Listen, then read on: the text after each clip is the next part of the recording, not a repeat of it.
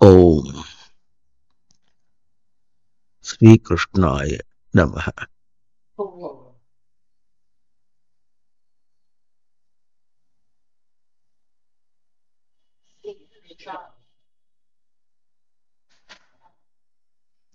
ఓం గోపాలకృష్ణాయ నమః.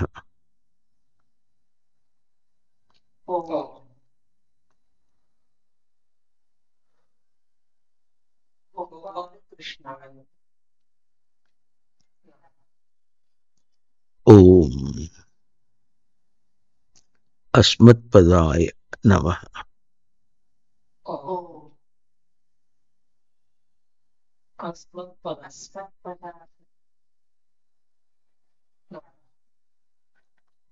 ఓం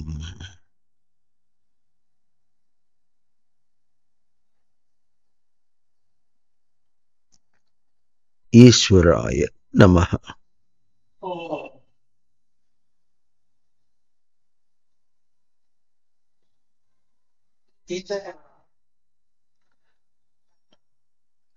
ఓం ఈశాయ నమః.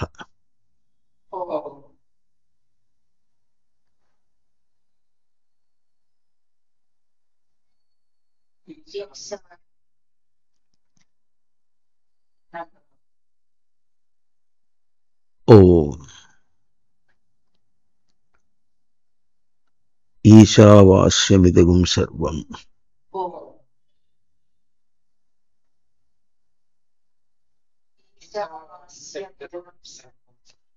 యత్కించ జగత్యాం జగత్ తేన త్యక్తేన భుంజీథాః. నువ్వు ఒత్తులు పలకవు. తేన త్యక్తేన భుంజీథాః మా గృహ కస్యచిత్ ధనం.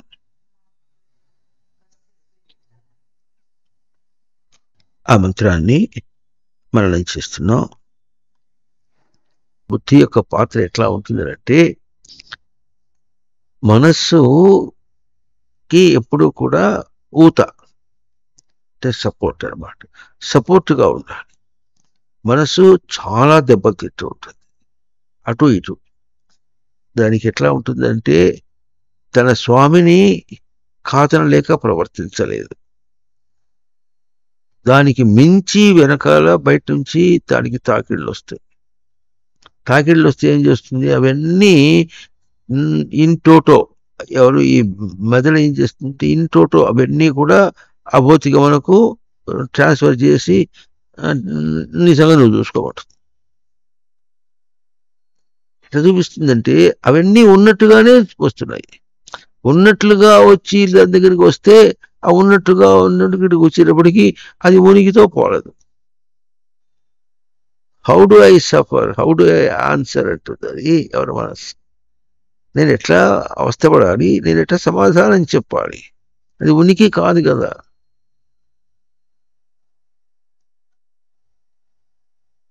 అప్పుడేముంటుంది, okay relate on to me అంటుంది బుద్ధి. అంటే ఏమర్థం, మనసుకు తాకిడి చాలా విపరీతంగా ఉంటుంది ఎప్పుడైతే ప్రవృత్తి ప్రేరణలో ఉంటుందో. ఇది మనం చాలా గుర్తించవలసినటువంటి విషయం. ఎందుకు గుర్తించాలంటే, మనస్సుని ఎంత భద్రంగా రచించినప్పటికీ కూడా అది ఈ జీవుడు పాలిటబడి వాడు బయట నుంచి ఏవో పట్టుకొస్తుంటాడు. ఆ పట్టుకొచ్చినప్పుడు కింద చెప్పుకున్నట్టు ఎట్లా ఎట్లా ఉంది, ఉనికిని నేను ఎట్లా కాపాడేది అంటుంది మనస్సు. అవుతుందా, నన్ను దుష్టం చేశాడు, కరప్ట్ చేశాడు, ఉనికి నేను ఎట్లా కాపాడేది అన్న అంశము బాగా విపరీతంగా వస్తుంది. అది వస్తుంది కనుకనే మనం మామూలుగా ప్రసిద్ధంగా చెప్పుకునేటప్పుడు ఎటు చెప్పుకుంటాం, కోతేరా ఏ మనస్సు అది ఇదని చెప్పుకుంటాం. అది వాడి భాషలో వాడి ప్రవృత్తి మనస్సు అంతేగాని నిజమైన మనస్సు కాదు. అన్ని అపనిందలు, నా మీద ఎన్ని అపనిందలు ఉన్నాయో చూడు అంటుంది మనస్సు.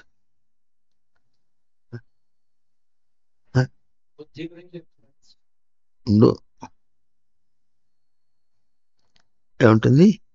నా మీద ఎన్ని అపనిందలు ఉన్నాయో చూడంటుంది. దాంతో కొట్టుమిట్టాడుతూ ఉంటే అప్పుడు బుద్ధి ఏముంటుంది? నువ్వు పికర్ చేయకు, నీ భారం నాకు ఇచ్చేయట,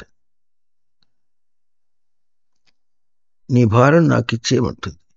నేను చూసుకుంటా, నాకు ఇంకా వెనకాల బలగంగా చాలా ఉంది, చిత్తం ఉంది, అస్మద్భావం ఉంది, ఇవన్నీ ఉన్నాయి, నీ భారం నాకు ఇచ్చే అంటుంది. అక్కడ మనం గుర్తించవలసిన విశేషం ఏమిటంటే బుద్ధి యొక్క పాత్ర ఏమిటి అంటే బుధ అవగమనం అన్నప్పుడు ఉనికిని భద్రంగా తెచ్చిపెట్టుకుంటుంది. ఆ అంశం అక్కడ ఎందుకు వచ్చింది అంటే మనసుని కాపాడటానికి, మనసు యొక్క తాకిడిని కాపాడటానికి. అది విశేషంగా ఎటు నుంచి వస్తుందంటే బయట నుంచి. ఆ తేడా మనకు మనసు దగ్గర గబుక్కన తెలియపోయినప్పటికీ మెదడులో తెలుస్తుంది. మెదడుకి మనస్సుకు తేడా తెలియటటువంటి మనిషి బ్రెయిన్ టెన్షన్లో ఉంటుంటాడు ఒకడు, మెంటల్ టెన్షన్ అంటాడు ఒకడు. అర్థమవుతుంది? అంటే ఇప్పుడు జీవుని యొక్క వ్యవస్థను ఉనికి ప్రకారంగా నిలపాలి అంటే రచన, సృష్టి యొక్క రచన ఎట్లా ఉంది? జీవుని యొక్క వ్యవస్థను ఉనికి ప్రకారంగా నిలపాలి అంటే మళ్ళీ మనుషుల్ని పిలుచుకొచ్చామని కానీ ఇంకోళ్ళు పిలుచుకొచ్చామనొద్దు. ఉనికి జీవుని యొక్క వ్యవస్థ అంటే ఉనికిలో జీవించుట అన్నది వ్యవస్థ. ఉనికిలో జీవించుట అనే వ్యవస్థను భద్రంగా కాపాడాలి. ఈ జీవుడిట ఉన్నవాడు వాడు గోడ మీద పిల్లిలాగా ఉన్నాడు, వాడు అక్కడ బతుకుతూనే ఉన్నవాడు, చావలేదు కనుక బతుకుతున్నట్టుగానే అనుకుంటున్నాడు, ఉన్నట్టుగానే అనుకుంటున్నాడు. ఇది ఇంతకీ ప్రవృత్తిని ఎవరు కల్పించుకున్నాడంటే జీవుడే కల్పించుకున్నాడంటాం అనుకోండి. జీవుడు ఉనికితో జీవించేవాడు, జీవుడు అంటే ఉనికితో జీవించేవాడు అని అర్థం. వాడు ఇవన్నీ ఎందుకు కల్పించుకుంటాడు అంటే అక్కడ హైపోథెటికల్ అంటారు. అంటే నిజంగా ఆలోచించినప్పుడు, రచనాత్మకంగా ఆలోచించినప్పుడు జీవుడు ఇవన్నీ కల్పించుకోవాడు, ఉనికితో ఉన్నప్పుడే జీవించిన వాడేనాడు. అయితే ఇప్పుడు ఆ వ్యవస్థ ఎట్లా ఉంటుందంటే ఉనికితోనే ఉంటూ ఉండలేకపోతున్నారని గుర్తిస్తున్నాడు. ఇప్పుడు ఉనికితో ఉంటుట అనేటటువంటిది ఒక నిజాంశం అయితే ఉండలేకపోతున్నాడు అనేది ఇంకో దోషం అయింది. ఈ రెండు పడవల్లో అంటే అద్వైత ద్వైత, ఆ రెండింటి యొక్క పరస్పర ఆరోపణ, రెండింటి యొక్క సమన్వయం కాదు, పరస్పర ఆరోపణ. అంటే ఒకదాని ఒకటి ఆరోపణ చేయటం అనేటటువంటి వ్యవస్థలో జీవుడు బతుకుతూ దాని నుంచి తప్పించుకోవడానికి గింజుగులు ఆడుకుంటున్నాడు. అటు ఎందుకు గింజుగులు ఆడుకుంటున్నాడు ఆ విషయంలో మనం బాగా స్పష్టంగా గుర్తించవలసింది ఎట్లా ఉంటుందంటే జారటం చాలా సులభం, పైకెక్కడం చాలా కష్టం. జారటం చాలా సులభం విషయ దృష్టితో. ఎందుకు సాధకులైనటువంటి మనం అందరం కూడా ఎట్లా ఉంటాం, గబుక్కలు ఇక్కడ వినేటప్పుడు బాగా ఉంటుంది. దీన్ని పురాణ వైరాగ్యం అంటారు, లేకపోతే ప్రవచన వైరాగ్యం అంటారు. మళ్ళీ ఇక్కడి నుంచి అట్లా దాటి బయటికి వెళ్ళేటప్పటికీ ఏం జ్ఞాపకం వస్తుంది?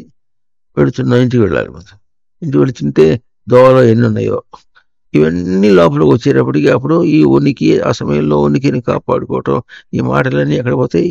గబుక్కన అట్ట ఎక్కిపోయేట ఆకాశంలో మనతో పాటు వాళ్ళ ఇంటికి దాకా వస్తే కూడా ఆకాశంలో పైకి వెళ్ళి మనతో పాటు వస్తాయి. మళ్ళీ ఇంటికి వెళ్ళిన తర్వాత కింది రావడానికి ప్రయత్నం చేస్తుంది. ఆ రావడానికి ప్రయత్నం చేసేటప్పటికి ఇంట్లో విషయాలన్నీ వస్తాయి. అప్పుడు ఏమవుతాయి? ఇంట్లో రూఫ్లోకి వెళ్ళి కూర్చుంటాయి. కాస్త కొంచెం దుర్భిణి వేసి చూస్తే మన ఇంట్లో రూఫ్ మీద అన్నీ ఇవే ఉంటాయి. వాళ్ళ బుర్రలో ఉండవు. కాస్త మాటి మాటికి అంటించడానికి ప్రయత్నం చేస్తుంది. ఆ గోల్లో పడి పెట్టుకుంటే కాదు. ఆ తర్వాత మళ్ళీ అంటించగా ప్రయత్నం చేస్తే మళ్ళీ ప్రవచనానికి పోదాంలే అనుకుంటుంది. లేకపోతే మరి ఇది ఇట్లా లైవ్ ప్రోగ్రామ్ వస్తుంది కదా, అది విందాంలే అనుకుంటుంది. లేకపోతే ఎప్పుడైనా వెనకాది విందాంలే అనిపిస్తుంది. లైవ్ ప్రోగ్రామ్ విందామంటే కూడా వర్షాలు వచ్చి చెంప మీద కొట్టి,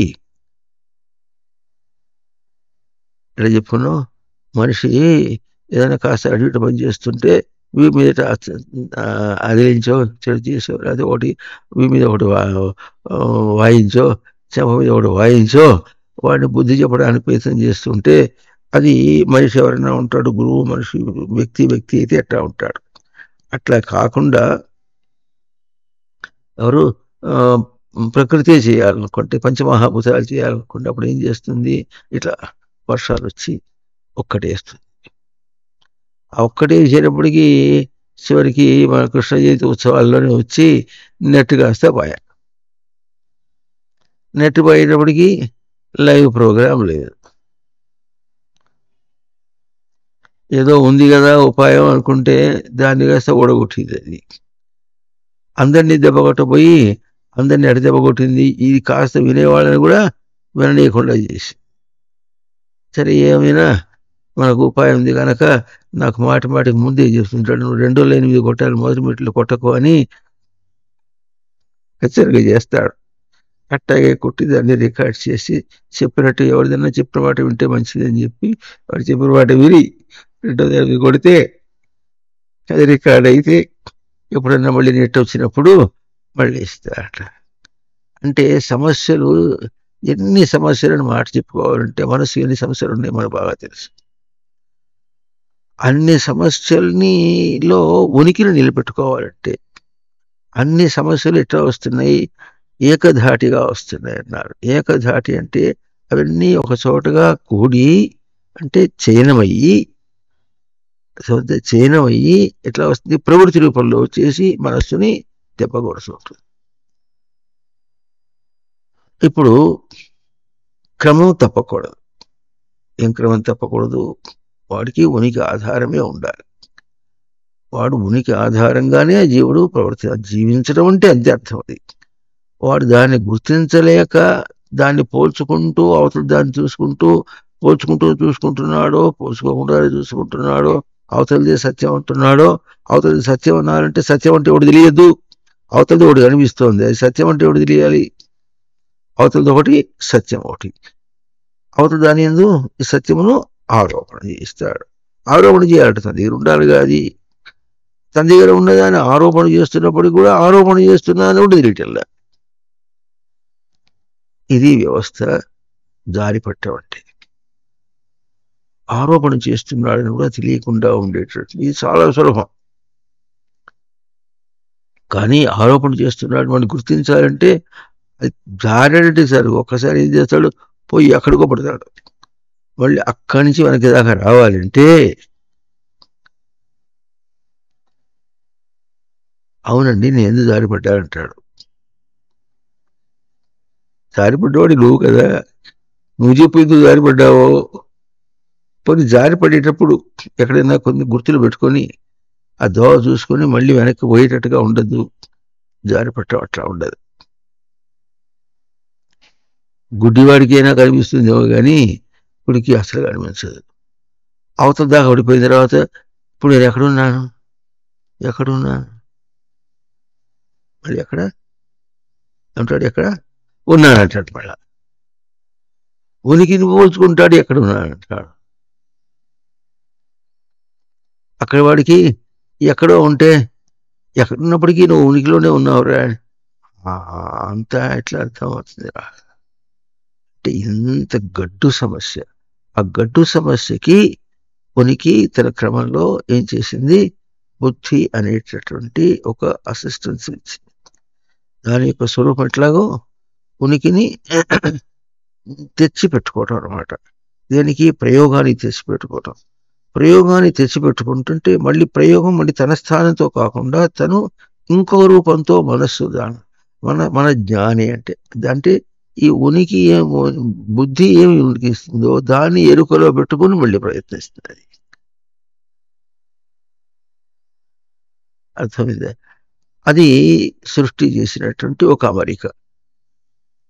అయితే మనకు తెలుసో తెలియక నీకు బుద్ధి లేదురా అంటే చివరికి బుద్ధి అసిస్టెన్స్ మనస్సుకు అసిస్టెన్స్గా వస్తే ఆ బుద్ధే లేదంటే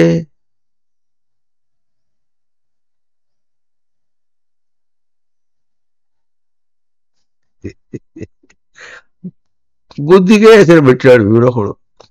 మనస్సుని ఎట్లాగైతే దుష్టమైనటువంటి ఇంకో బుద్ధిని కల్పించుకున్నాడు, మనసును కల్పించుకున్నాడు, అట్లాగే దుష్టమైనటువంటి ఇంకో బుద్ధిని కల్పించుకున్నాడు.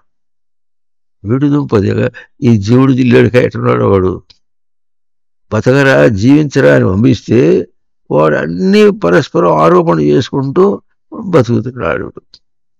అప్పుడు ఆ బుద్ధి ఏం చేస్తుంది, వాడి బుద్ధి ఎట్ట చేస్తుందంటే ప్రవృత్తి పరంగా భద్రంగా తెచ్చిపెట్టుకుంటుంది ఉనికిని, మళ్ళీ భద్రంగా తెచ్చిపెట్టుకుంటుంది. ఎంత భద్రంగా తెచ్చిపెట్టుకుంటుందంటే ఒరే ససేవరా నువ్వు కాదురా, నువ్వు అభౌతిక స్వరూపంగా భౌతిక స్వరూపంగా అంటే ఏమిటో నువ్వేం చెప్తున్నావు నాకు ఏం అర్థం కావటం లేదన్నాడు.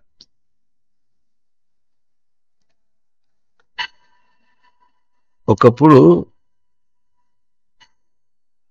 అత్యంతము సన్నిహితమైనటువంటి స్నేహితులు, లేకపోతే చాలా క్లోజ్ రిలేషన్షిప్ అంటే దగ్గర బంధువులు వాళ్ళు, ఏమిరా అంటే ఏమిరా అనుకుంటూ తిరిగేటటువంటి బంధువులు వాళ్ళు. అయిందే వాడి దగ్గరికి పోయి ఎప్పుడన్నా నువ్వు చూడు ఈ జగత్తు లేదురా అంటే వాడు వెంటనే ఏమంటాడు, ఇక్కడ పిచ్చెక్కింది ఫ్యాన్ తిరుగుతుంది చూడు, ఫ్యాన్ తిరుగుతుంటే జగత్తు లేదంటాడంటే అంటే వాడికి చెప్పడం చేత కాదు. వాడికి ఇప్పుడే కొంచెం కొత్త రిక్రూట్ నేర్చుకుంటున్నవాడు వాడికి పోయి చెప్పాలంటే వాడు ఏమైనా వింటాడా? వాడు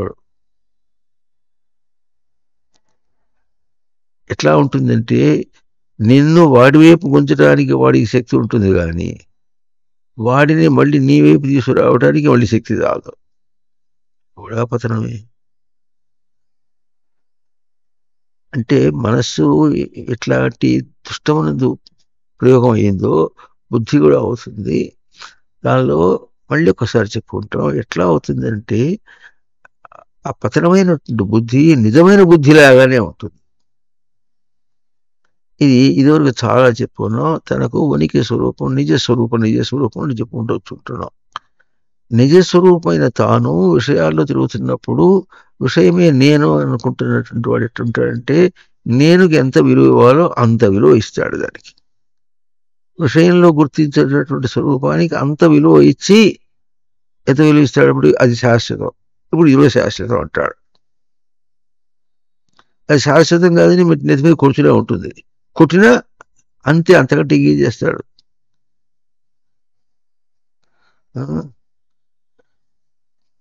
చెదిరిపోయిన మేఘం చిన్నాభిన్నం అయినట్లుగా నేను కూడా చిన్నాభిన్నం కాను కదా మాధవ అన్నాడు అర్జునుడు కూడా.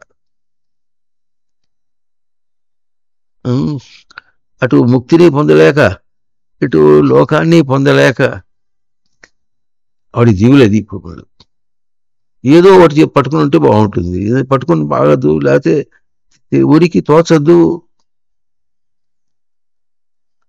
తోచడం అంటే తెలుగు పదం, అది తోయుట. అది తోస్తోంది అంటే తోస్తోంది. అక్కడ తోస్తోంది అన్నప్పుడు అదే ఇదే అని తేడా వచ్చింది. తోచుట అంటే లోపల అది మనకు స్ఫురణగా రావటం, స్మృతిలో ఉన్నటువంటిది స్ఫురణగా రావటం అనేది దాన్ని అచ్చ తెలుగు పదంలో తోచుట అంటారు. అది రావటం లేదు, తోచట్లేదట. ఇంకా కొంతమంది పసివాళ్ళు ఎట్లా అంటారంటే అన్నం తింటూ కూడా అమ్మ తోచటం లేదే అట్ట. తింటున్నాడుగా తోచటం లేదంటే మనకు పసితనం లౌకికంగా చూస్తే అన్నం తింటూ తోచట్లేదు ఏమిటారు, అన్నం తింటున్నావు కదా అని అంటాం మనం. వాడికి అంత తెలియలేదు. అన్నం తింటే గనక అన్నమే తింటున్నాను కానీ ఉనికి తోచటం లేదని చెప్పడం చేత కాదు వాడికి. అవుతుందా? అన్నం తింటూ ఉన్నాను, తింటూ అనేది కనిపిస్తుంది కానీ ఉన్నాను అనేది తోచడం లేదు. తోచాలి. అందుకని ఏం చేస్తాడు? అది కాకపోతే ఇంకో పని చేస్తుంటాడు. ఆ పని చేసిన పని అయితే చేస్తున్నాడు కానీ ఉనికి తోచటంలా. కనుక ఇంత గడ్డు సమస్య ఉంది కనుక సృష్టి చాలా భద్రంగా ఏం చేసిందంటే మనస్సుకు బుద్ధి అనేది ఒకటి చేసి, బుద్ధి యొక్క స్వరూపం ఏమిటి? అవగమనం, తెచ్చిపెట్టుకున్నది. బుద్ధికి మనస్సుకు తేడా ఎట్ట? ఇదేమో ఉనికిని తెచ్చిపెట్టుకుంటుంది. దాని స్వరూపం ఉనికిని తెచ్చిపెట్టుకునే స్వరూపం ఒకటే, అంతే. వాళ్ళు బాగా గుర్తించాలి. ఇట్లా ఉనికిని తెచ్చిపెట్టుకుంది, భద్రంగా తెచ్చిపెట్టుకుంది. దాని స్వరూపమే అది. దాన్ని వాడుకొని, దాన్ని ఎరుకగా పెట్టుకొని, అర్థమవుతుందా? జేబులో డబ్బులు పెట్టుకుని మార్కెట్కి పోతే ఏదైనా కొనేటప్పుడు జేబులోంచి డబ్బులు తీసి ఇచ్చినట్టుగా మనస్సుకు బుద్ధి ఎవరు? జేబులో డబ్బులు. ఇట్లా జేబులో డబ్బులు లాగా ఆస్తిపరుడికి ఆస్తి ఎట్లా ఉందో మనస్సుకు ఆస్తి, ఆస్తిపరం ఎవరు? బుద్ధి. అని రచించింది. అంత రచించినప్పటికీ కూడా మనస్సు బుర్రటైతే టెన్షన్ ఇవ్వడం ఉందో మనస్సు టెన్షన్లో. బుర్రకి మనస్సుకి తేడా తెలియదు. లోపల బాధ తెలుస్తుంది కానీ తేడా తెలియట్లేదు. చివరికి చెప్పదలుచుకుంటే ఏం చేస్తాడు? బయట భౌతికంతో స్థూలంగానే ఊహించేవాడు వాడు ఏం చేస్తాడు? మనసు ఎక్కడుందంటే ఇక్కడ ఉంటే తీసి చూపించరా ఎట్లా ఉంటుందో. ఏ పిచ్చోడా, ఇక్కడ ఏదైనా చూపిస్తాడా? రేపు ఎప్పుడన్నా అవసరమైతే ఆపరేషన్ చేసినప్పుడు చూపిస్తారంటాడు. ఆపరేషన్ చేయించినప్పుడు ఏం చూపిస్తారో బలం తిరిగట్లే, మాంసము రక్తంలో చూపిస్తాడు. మాంసము రక్తంలో ఇట్లా కనిపిస్తుందిరా. అందరు వెస్టర్నర్స్ అట్లా ఉండరు, పాశ్చాత్యులు అట్లా ఉండరు. వాడు ఏమంటాడంటే మనస్సు అంటే ఇక్కడే ఆ మెదడులో ఏవే వస్తుంటాయో సిగ్నల్స్ ఏవో వస్తుంటాయో అదే మనస్సు అంటాడు. మనస్సు అనేటటువంటిది ఒక అభౌతిక స్వరూపం అనే మాట వాడికి అర్థం కాదు, వినిపించుకోడు. అందువల్ల బుద్ధి అనేటటువంటిది ఏమవుతుంది? తనకు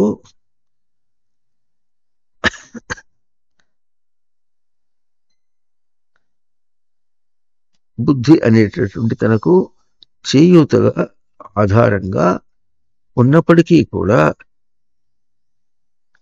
మనస్సు యొక్క భారం నాకు ఇచ్చేయాలి అన్నప్పటికీ కూడా బుద్ధి కూడా తటపటాయిస్తుంది. తటపటాయించడం అనేది ఏమిటి వస్తుంది? బుద్ధి ఎప్పుడు తటపటాయించిందో అది డూప్లికేట్ బుద్ధి. ఎవరది చెప్పండి అందరూ? డూప్లికేట్ బుద్ధి అంటే జీవుడు పాడు చేసుకున్నటువంటి బుద్ధి. బుద్ధి తటపటాయించడానికి వీల్లేదు. అట్లా మనం ఎటు చెప్పుకుంటా ఉంటే బుద్ధి చెదరినప్పటికీ కూడా బుద్ధిని నిలకడగా నిలుపుకోవటం, మనస్సు చెదరినప్పటికీ కూడా మనస్సు నిలకడగా పెట్టుకోవటం అనే పదం మనం మనస్సుతో బుద్ధితో రెండుతో మాట్లాడుతుంటాం. దాని వేదాంత పరిభాషలో ఏం చెప్పారు? మనస్సు బుద్ధి చిత్తం అహంకారం 4 అంతరింద్రియం ఒక చెప్పి దానిలో ఒక అంశంగా ఏ చెప్పినా ఒకటే అన్నట్టుగా చెప్పుకుంటూ వస్తారు. కానీ వాటిల్లో తరతమ భేదంగా మనం విచారణ చేయడానికి ఎట్లా ఉంటుందంటే నిలబెట్టుకున్నటువంటిది బుద్ధి, ఉనికిని నిలబెట్టుకున్నటువంటిది, దాన్ని ఎరుకగా తీసుకుని వాడుకుంటుంది మనస్సు, మన జ్ఞాని. ఎరుక అది నిలబెట్టుకున్నటువంటిది బుద్ధి. బుద్ధిని నిలబెట్టుకోవటం అనేటువంటి ఒక అంశాన్ని మనకు ఎవరికి పతనమైనటువంటి వాడికి అందించేటటువంటి ఒకనొక సృష్టి అంశం లెక్క. ఉనికిని భద్రంగా నిలబెట్టుకొని అప్పుడు ప్రవర్తించాలి. దాని ఎరుకతో ఉనికిని నిలబెట్టుకొని దాని ఎరుకతో ప్రవర్తించాలి అనేది అక్కడ థియరీ లెక్క. అర్థమైందా? కనుక ఆ మనసు బుద్ధిని అది కూడా ఎట్లా తెచ్చిపెట్టుకోవాలి, ఇది ఒక విశేషం. ఉనికిని ఎట్లా తెచ్చిపెట్టుకోవాలి ఈ ప్రశ్న వేస్తే నిజమైన జ్ఞాని ఏమంటే నీ బొంద ఉనికి తెచ్చిపెట్టుకోవటం ఏమిట్రా, ఉనికి స్వరూపమేగా అంటాడు వాడు. ఉనికి స్వరూపమే కదా అంటాడు. వాడికి ఈ సమస్య ఎట్లా తెచ్చిపెట్టుకోవాల్సిన అవసరం లేదు. అంటే కాకుండా జారి పడిపోయినప్పటికీ కూడా అది అన్ని ఉనికితోనే అల్లికగా ఉండగా ఇట్లా ఇంద్రియము, తర్వాత మెదడు, మనస్సు, బుద్ధి అన్ని ఇంద్రియం యొక్క ఉనికి యొక్క అల్లికతో ఉండగా మళ్ళీ మనస్సేమో ఉనికిని తెచ్చిపెట్టుకోవటం అని, బుద్ధి ఏమో ఉనికి తెచ్చిపెట్టడం అని, దానికి ఎరుకతో ఇది ప్రవర్తించడం అనేది మళ్ళీ ఆ తేడా ఎందుకు వచ్చిందంటే మళ్ళీ అక్కడికి వస్తాడు. ఎందుకు వచ్చిందంటే నీకు చెప్పడానికి వచ్చింది.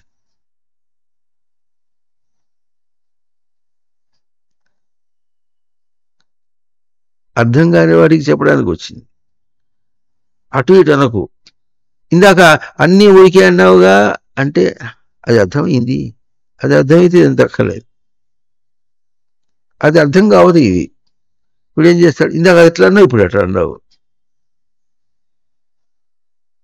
ఇందాక a+b² దానికేమో a² + 2ab + b² అని అర్థం చెప్పావు. ఇప్పుడు మళ్ళీ a+b² అంటే ఇంకో అర్థం చెబుతున్నావు నువ్వు. మా మ్యాథమెటిక్స్ అట్లా ఉండదు, నీ వేదాంతం ఏమో ఇట్లా ఉంది అంటాడు. నా వేదాంతం అంటాడు పైగా. వేదాంతానికి బయట చదువులకి ఎట్లా ఉంటుందంటే, బయట చదువులు ఎట్లా ఉంటాయి, అది ఒక భౌతిక క్రమంలో ఉంటుంది. భౌతికం ఎట్లా ఉంటుంది, ఎప్పుడు భౌతిక యొక్క స్వరూపం ఎట్లా ఉంటుందంటే దాన్ని చూపించుకుంటుంటే అది ఒక క్రమంలో ఉన్నట్టుగా కనిపిస్తుంది. అదంతా కలిపి ఒకటి లెక్క ఏమిటంటే నిన్ను దెబ్బ కొట్టడానికి సరిపోతుంది. ఎట్లా దెబ్బ కొడుతుంది, అంత తెలిసినా కూడా ఏమి తెలియని దద్దమ్మ అని చూపించడానికి ఒకటిగా ఉంటుంది. అంత క్రమంలో ఉన్నప్పటికీ కూడా వాడు ఏం చేశాడు, MA తర్వాత 4 PhDs, 4 PhDలు, అమెరికా గోయింగ్, లండన్ రిటర్నింగ్.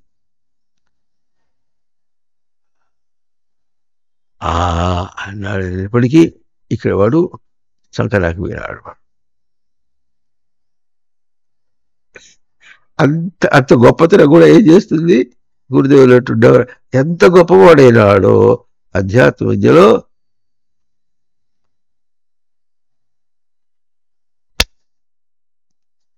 కానీ రహస్యం ఏమిటంటే అక్కడ అంత గొప్పగా ఎదగటానికి ఏ బుద్ధిని అంటే ఉనికిని, కుదురును పెట్టుకున్నాడో, ఆ కుదురుని అభ్యాసం చేసిన వాడైతే అయితే ఆ కుదురుని ఎక్కడైనా ప్రయోగం చేయగలిగినట్టు తేజస్సు ఉంటే వాడు చదివినవాడు. లేకపోతే వాడు చదివినవాడిని ఎట్లా కానిపోయిన చదువులు, అర్ధాంతర చదువులు అంటారు. అది కనుక పెట్టుకుంటే అప్పుడు ఈ లాజిక్స్ అన్ని అర్థమవుతుంది. ఈ లాజిక్ ఎట్లా అర్థమవుతుందంటే ఈ లాజిక్తోనే దాన్ని చదివాడు గనక, ఈ యుక్తితోనే దాన్ని చదివాడు గనక, అది చదివినందువల్ల ఈ యుక్తి చెప్తే వాడికి అర్థమవుతుంది. అక్కడ బుద్ధి యొక్క ప్రయోగం ఉంది. లేకపోతే ఎంత బుద్ధిని పెట్టి బయట చదివినప్పటికీ కూడా, ఎంత చేసినప్పటికీ కూడా బుద్ధిని పెట్టి అంటే బుద్ధిని పెట్టి అంటే నేను చెప్తా చూడు, బుద్ధిని ఇటు తీసి ఇట్లా పణంగా పెట్టాలి.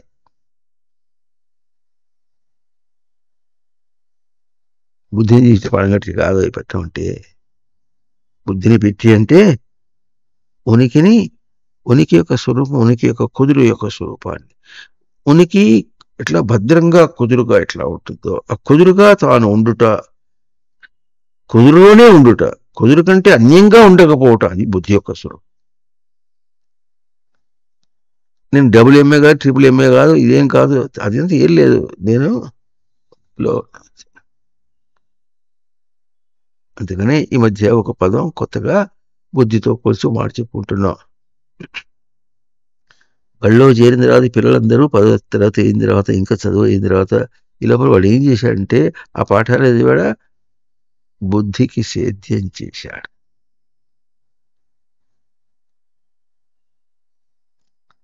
అర్థమైందే, బుద్ధికి సేద్యం చేశాడు. ఇంకా కూడా ఇట్లా జీవితం అంతా గడిపాడు. 20 సంవత్సరాల జీవితం గడిపాడు, 40 సంవత్సరాలు, 84 లక్షల జీవరాశుల గర్భాల్లో పుట్టి మళ్ళీ చచ్చి దాకా వచ్చాడు. వాడు పుట్టి చచ్చి కాదు. పునరపి జననం పునరపి మరణం పునరపి జననీ జఠరే శయనం ఇహ సంసారే బహుదుస్తారే కాదు వాడు చేసి. వాడు ఏం చేశాడు? బుద్ధికి సేద్యం చేశాడు. ఆ సేద్యం చేయటంలో దేన్ని సేద్యం చేస్తాడు? సేద్యం ఏం చేస్తాడు లోకంలో? మట్టిని, పొలాన్ని సేద్యం చేస్తాడు. అంటే ఇప్పుడు బుద్ధిని సేద్యం చేయటంలో బుద్ధి బంకమట్టిలాగా అయితే ఏం అర్థం కావట్లేదు. తాను ఎక్కడున్నాడు ఏం అర్థం కాకుండా ఎందుకు చేస్తున్నాడు అర్థం కావటంలా. చిన్నప్పటి నుంచి వాడు లెక్క, నేను డాక్టర్ కావాలంటాడు. ఇంకోటి నేను డాక్టర్ అందరికీ ప్రజలకందరికీ కూడా సేవ చేస్తారంటాడు. ఒకడు ఎట్లా చూస్తాడంటే మా నాన్న డాక్టర్ అయ్యి మరి డబ్బు సంపాదిస్తున్నాడు, నేను కూడా డబ్బు సంపాదిస్తాను. మాది ఏం వంశం? డాక్టర్ల వంశం. ఇవన్నీ ఎవరంటాడో వాడు బుద్ధి బంక బొమ్మటి కరప్ట్ అయింది, దుష్టమైపోయింది. అందువల్ల బుద్ధికి ఎట్లా మనం నిలబెట్టుకోవటం అనేటువంటి దానిలో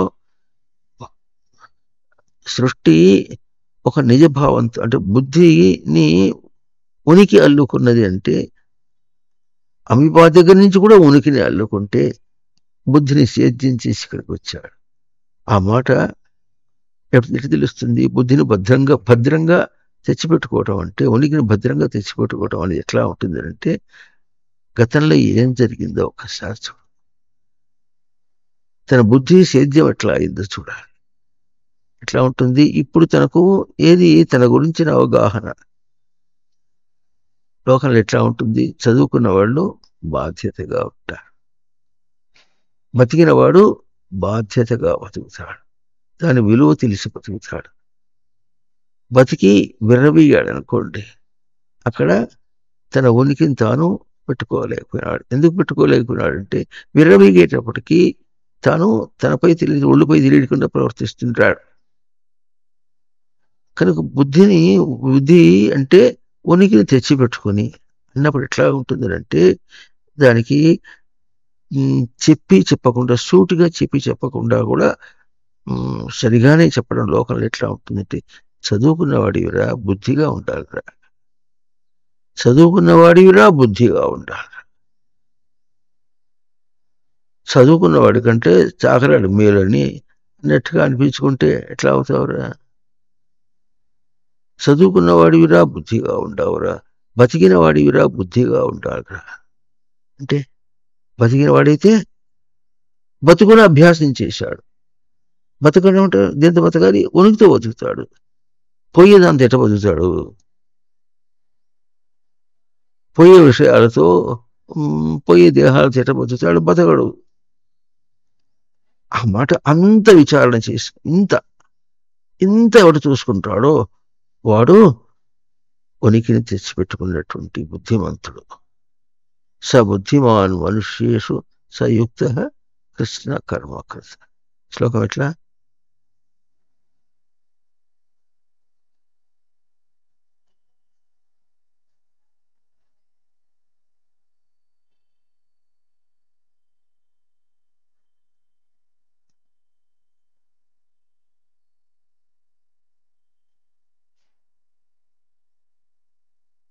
నాలుగో అధ్యాయ శ్లోకం. కనుక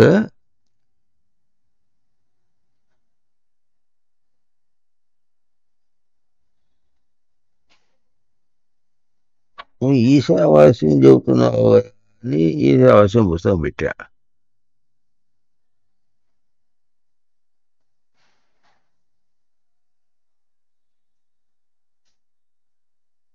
యస్య సర్వే సమారంభాః కామసంకల్పవర్జితాః జ్ఞానాగ్నిదగ్ధకర్మాణం. ఇది కాదు వెనక్కి చెప్పాలి. ఈ తర్వాత శ్లోకం. ఆహా, పుచ్చకాయ తెచ్చి ఇక్కడ ఇచ్చేశాడు, నువ్వు చూసుకోవాలి.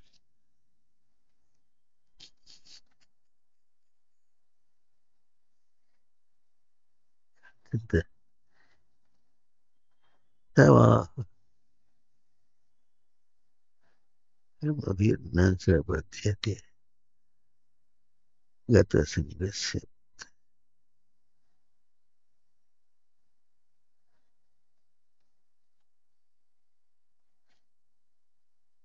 పరంపర శ్లోకాలు చెప్పుకుంటూ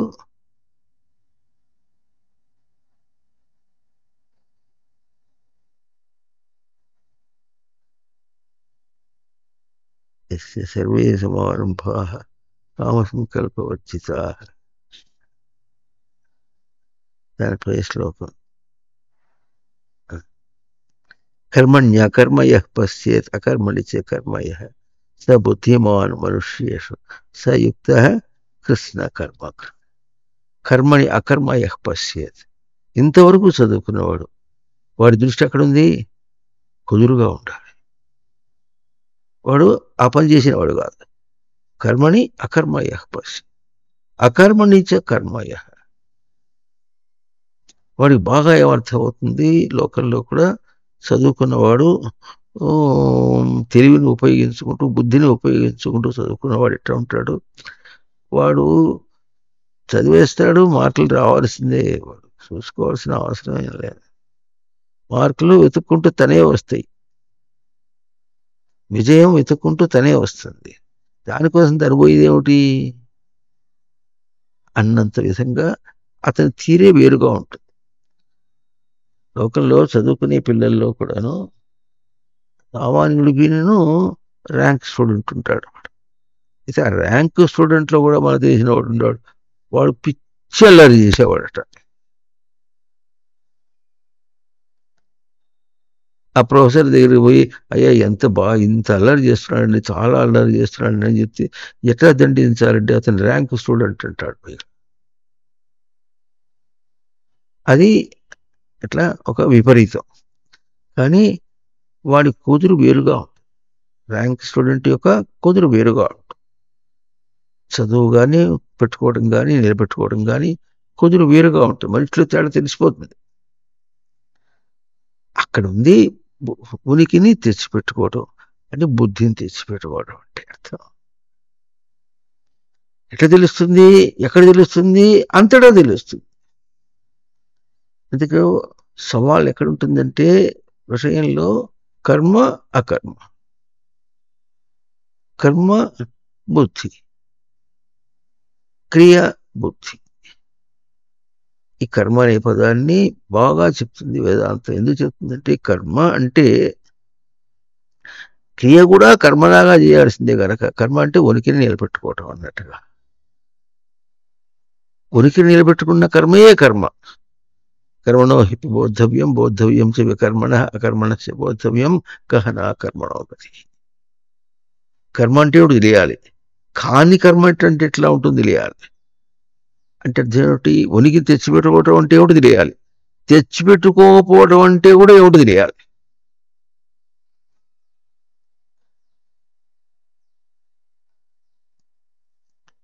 అవునా? అసలు అటువంటి తెలివి, అటువంటి బుద్ధి లేనటువంటి రూపం ఎట్లా ఉంటుందో, అటువంటి దృష్టి లేనటువంటి రూపం ఎట్లా ఉంటుందో తెలియాలి.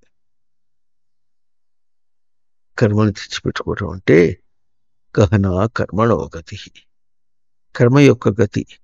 కర్మ ఏ విధంగా అంటే ఉనికిని తను తెచ్చిపెట్టుకోవటం అన్నటువంటి దానిలో తాను ఎట్లా తన తన తన జీవన నడవడికని తీసుకెళ్ళిపోతాడో అది తెలియటం చాలా కష్టం. గహనమైంది అన్నారు. ఒకే తరగతిలో ఉంటారు, 90 మంది ఉంటారు. మామూలుగా కాలేజీలో 40 మంది ఎంతమంది ఉంటారు, కానీ ప్రొఫెషనల్ కాలేజీల్లో 90 మంది ఉంటారు దాదాపుగా. 90 మంది కాలేజీలో ఉన్నప్పటికీ 90 మందికి 90 మాటలు ఎట్లయితే వస్తాయండి? ఎందుకు తేడా వస్తాయి? ఒకే మాస్టారు ఒకటే పాఠం అందరికీ ఒకసారి చెబుతున్నాడు. చెప్తుంటే వీళ్ళకి అందితే ఎన్నో మాటలు ఎందుకు తేడా వస్తాయి? అవుతుందా? ఇది చాలా గొప్ప విశేషం. దేహంతో తిప్పలు అందరికీ ఒకటిదానిగా వస్తాయి. కానీ అక్కడ బుద్ధికి సేద్యం అనే పదం చెప్పుకున్నాం. బుద్ధికి సేద్యం చేయడం అంటే ఉనికిని ఎట్లా తెచ్చిపెట్టుకుంటాం, దానిలో ఉనికిని ఎట్లా గుర్తిస్తాం. అది చెప్పడం చేత కాకపోతే ఉనికి ప్రయోగం కోసమే వచ్చావును అని మనం వేరే విధంగా చెప్పుకుంటున్నాం. అంటే నేను చేసే ప్రయత్నం అంతా కూడా ఉనికిని ఎట్లా గుర్తించడం అనే దాని మీదనే ఉంది ప్రయోగం. అంతే, నీ బతుకంతా అట్లాగే ఉంది.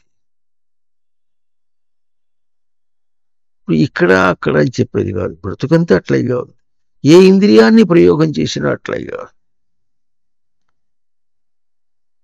బుద్ధి పెట్టి చూడు, బుద్ధి పెట్టి విను, బుద్ధి పెట్టి తినరా. ఏది పెడితే తినేస్తే ఎట్లా? జంక ఫుడ్ తింటున్నానంటే ఎట్లా?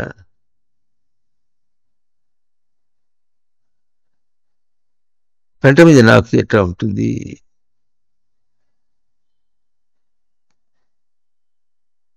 చాలా రుచిగా ఉంది అది.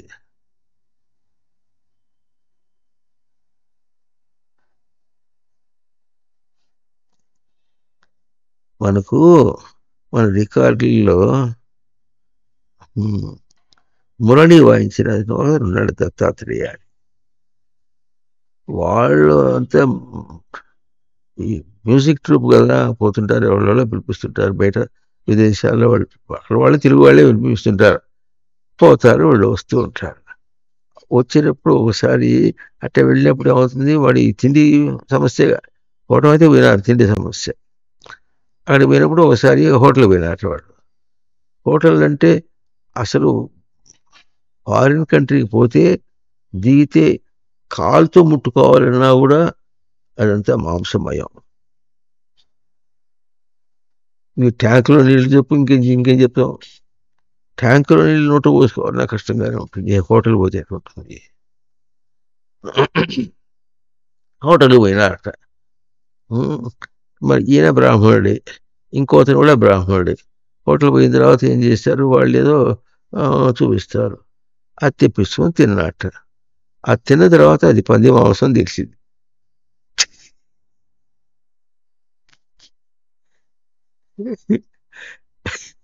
అదే చెప్తాడు దత్తాత్రేయ. ఏడిచాడు అంటాడు. లోపల మీద ఇంకేం చేస్తాడు?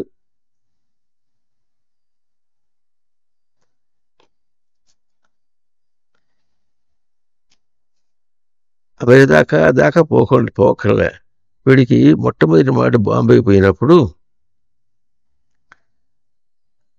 అన్ని అంతస్తుల మేడలుగానే ఉంటుంది. ఈ పందులో బిజినెస్ సెంటర్గా, రైల్వే స్టేషన్ దగ్గర బిజినెస్ సెంటర్ అంతా బాగా ఉంటుంది. అంతా రెండు రైల్వే స్టేషన్స్ ఉన్నాయి, రెండు దగ్గర అట్లాగే ఉంటుంది. ఎక్కడో 2వ అంతస్తులో 3వ అంతస్తులో ఉంటాడు. వాడి బిజినెస్ ఎక్కడ ఉంటుందంటే వాడిది గట్టిగా 10 అడుగులు 10 అడుగులు అంత గది కూడా ఉండదు. దాని మీద వాడికి ఏసీ పెట్టుకుంటాడు, వాడు టేబుల్ వేసుకుంటాడు. హంగామా బాగా ఉంటుంది. ముందు వచ్చిన వాడు ఉంటారు, వాళ్ళ కుర్చీలు అవన్నీ కూడా చాలా టాప్గా ఉంటాయి అన్నమాట. వాడు అక్కడ కూర్చుని యంత్రం తిప్పుతుంటాడు. అంటే బ్రోకర్ అనమాట. వాడికి నీకేం కావాలన్నా కొండ మీద కోతి ఓ అంట. ఎవరన్నా రాసి మంచి పలానా స్పెసిఫికేషన్స్ ఇట్లా కావాలంటే నువ్వేం రాసావు ఒకసారి గదే రాసి సప్లై చేస్తానంటాడు. ఆ తర్వాత ఏం చేస్తాడు, వాడికి అందించాడు. అట్లా ఉంటాడు. అక్కడ పైకి ఎక్కాలిగా. పైకి ఎక్కుతుంటే ఆ మెట్ల దగ్గర ఉంటుంది. ఆ మెట్ల మీద పోతుంటే మెట్ల చెప్పక్కర్లే, ఆ గోడల మీదే ఉమ్మేస్తుంటారు వాళ్ళు. ఒకప్పుడు చెన్నైని చూసే అనుకునేవాడు. చెన్నైలో ఈ తమలపాకు వేసుకోవటం బాగా అలవాటు. ఎంత అలవాటు అంటే వాళ్ళకి ఒక జొల్లువాయి అని, అంటే మాట్లాడుతుంటే లోపల నుంచి తుప్పర్లు బట్టి పడుతుంటాయి అనమాట. వాడు మాట్లాడితే వాడా అంటే నోట్లో తమలపాకు నవ్వుతూనే ఏవోయే ఎక్కడ పోతున్నావు ఎంగపోరే అంటాడు, ఏవోయే అంటాడు, అట్లా మాట్లాడతాడు వాడు. అట్లా ఉండి ఎక్కడ చూసినా ఉమ్మేసేవాడు. వాళ్ళు ఉమ్మేస్తే రోడ్డు మీద ఉమ్మేసేవాడు. ఇప్పుడు ఇక్కడ చూసింది ఏంటంటే మెట్ల మీద పోతూ పోతూ ఉమ్మేస్తారు. పక్కన పట్టుకోవడానికి రేలింగ్ ఉంటుంది, ఇటువైపు గోడ ఉంటుంది కదా, ఇది ముట్టుకున్నా కష్టం, అది ముట్టుకున్నా కష్టమే. అది ముట్టుకుంటే మళ్ళీ గంగలో స్నానం చేసినా కూడా గాడిదని ముట్టుకున్నా పర్వాలేదు, కానీ అక్కడ ముట్టుకుంటే మాత్రం అట్లా ఉండేది. ఒళ్ళు జలధరించింది ఉండేవాడు, అట్లా అవస్థపడేవాడు. ఆ తర్వాత రోడ్డు మీదకి వస్తే రోడ్డు మీద ఎట్లా ఉంటుందంటే నల్లగా మట్టి వేసి ఉంటారు అనమాట. ఆ నల్లగా మట్టి వేస్తుంటే ఏది జ్ఞాపకం వస్తుందంటే మన ఆంధ్ర జిల్లాలో బయట కాలువే ఉంటుంది కానీ ఇవి ఉంటుంది కదా, ఇక్కడ డ్రైనేజ్ ఉండదు. వాడు పాకేవాడు, రోజు పాకేవాడు వచ్చి ఏం చేస్తాడు, దాన్ని ఇటు పీకి ఆ మట్టి తీసి పక్కన వేస్తుంటాడు అనమాట. ఇది జ్ఞాపకం వచ్చేది. అయితే అక్కడ వాడు వేసిన కుప్ప ఇంత ఉంటుంది, వాడి అక్కడ వేసిన ఇంత పెద్ద చాలా కుప్ప ఉండేది. ఆ తర్వాత అర్థమైంది అదంతా నల్లరేగడి మట్టి అని, బాంబే అంతా. అది చూస్తే డ్రైనేజీలోంచి బాంబే అట్లాగా ఉంటే అమెరికపోతే ఎట్లా ఉంటుంది? వీడేమంటాడు, బాంబే ఎట్లా ఉంటుంది తెలిసిన, అమెరికా అలాగే ఉంటుంది అంటాడు.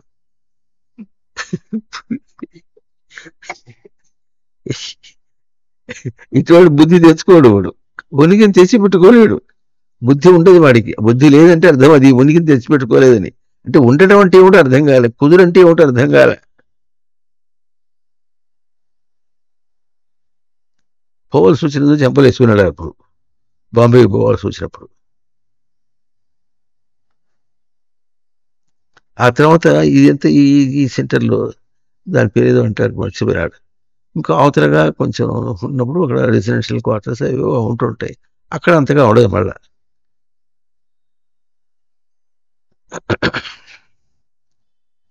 ఎందుకు చెప్పుకుంటున్నాం అంటే బుద్ధి తెచ్చిపెట్టుకోవటం అని కానీ, ఉనికిని బుద్ధి అంటే ఉనికిని తెచ్చిపెట్టుకోవటం అని కానీ రెండు ఒకటే. బుద్ధిని తెచ్చిపెట్టుకోవడం అన్నా ఉనికిని తెచ్చిపెట్టుకోవటాన్ని తెచ్చిపెట్టుకోవాలి. అంటే ప్రయత్నపూర్వకంగా సాధన చేయాలి.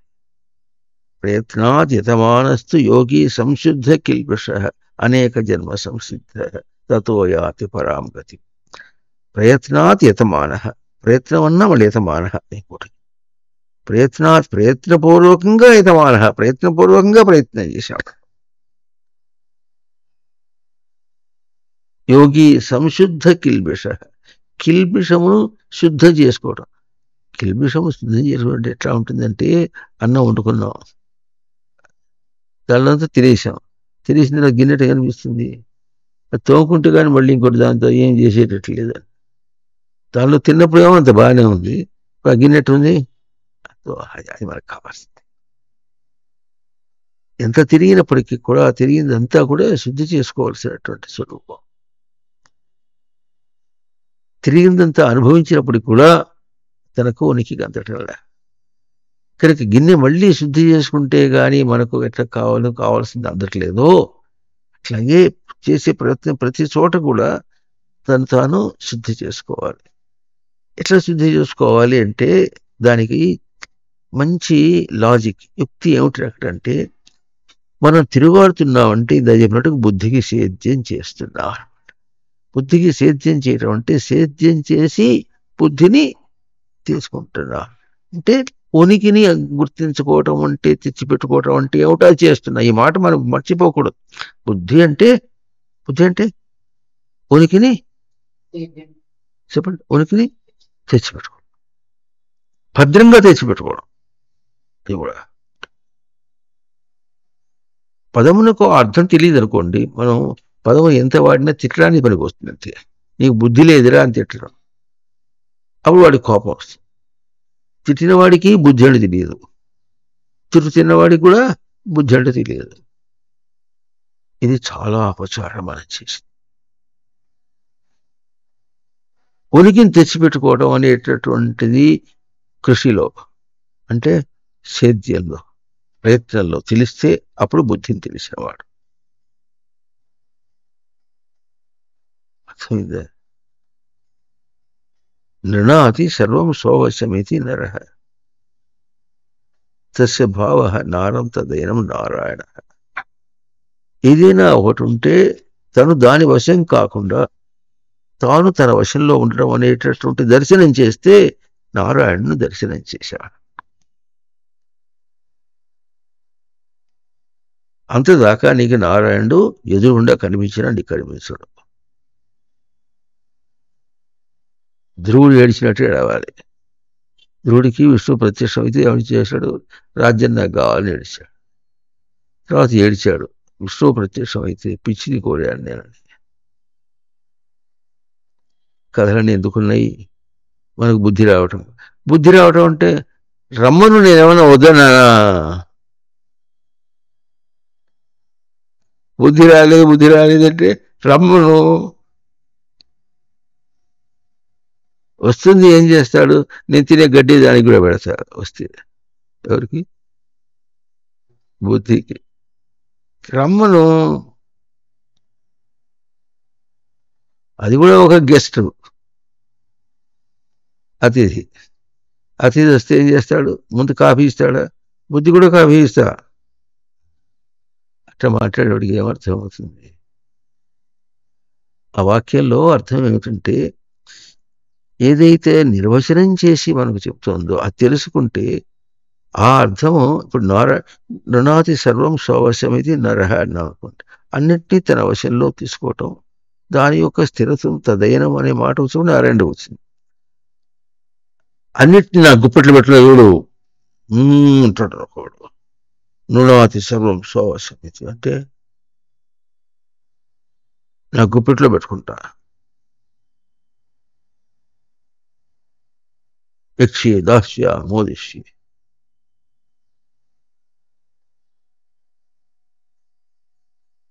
నాతో సమాధి. ఇది నరహ కాదు. అక్కడ బుద్ధి ఉండదు. మన బుద్ధి కుదురుగా ఉండదు అంటాం. బుద్ధి కుదురుగా ఉండదంటే తెచ్చిపెట్టుకున్న ఉనికి కుదురుగా ఉండదు, జారిపోతుంటుంది. ఎక్కడికి జారిపోతుంటుంది? ఇట్లాగే అభిమానము, అహంకారము, ఈర్ష్య, అసూయ వీటన్నిటిలో కూడా పోతుంది. పోయి అక్కడ ఉనికి అంటుంది.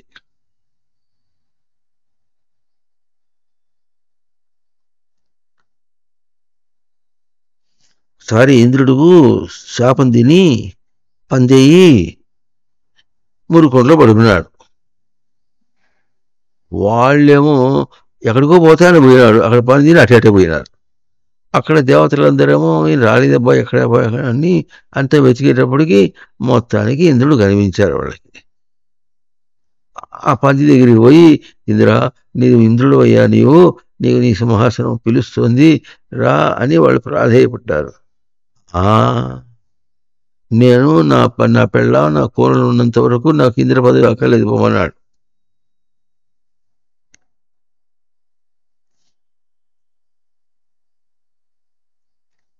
అది బుద్ధి గడ్డి తింటాం అంటే పెంట తింటాం అంటే అర్థం. అది అంటే బుద్ధి గడ్డి తింటాం అంటే ఉనికిని తెచ్చిపెట్టుకోవటం, ఉనికిని భద్రంగా తెచ్చిపెట్టుకోవడంలో ఇంత గడ్డి తింటాడు. అరే ఉనికిరా, అంత అవస్థ ఎవడికి వస్తారు? ఉనికిరా. ఉనికి అంటే ఉండటం రా. ఉండాలంటాడా? ఉండాలి ఉండకుండా ఊడిపోవాలని ఎవడు అంటాడా? ఉండాలంటాడు. ఇంత నిర్లక్ష్యమా?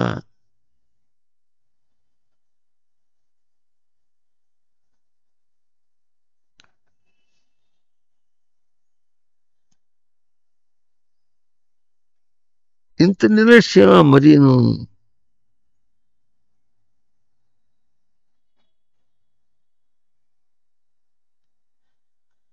బిడ్డ, ఒక గట, ఒక కురుప, ఇంత నిర్లక్ష్యమా?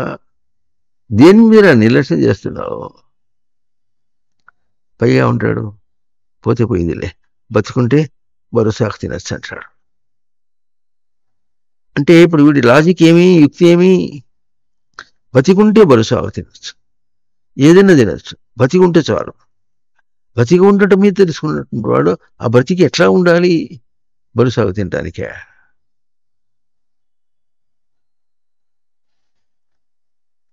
ఉండటం అంటే అర్థం కాలేదు ఇంతవరకు కూడా.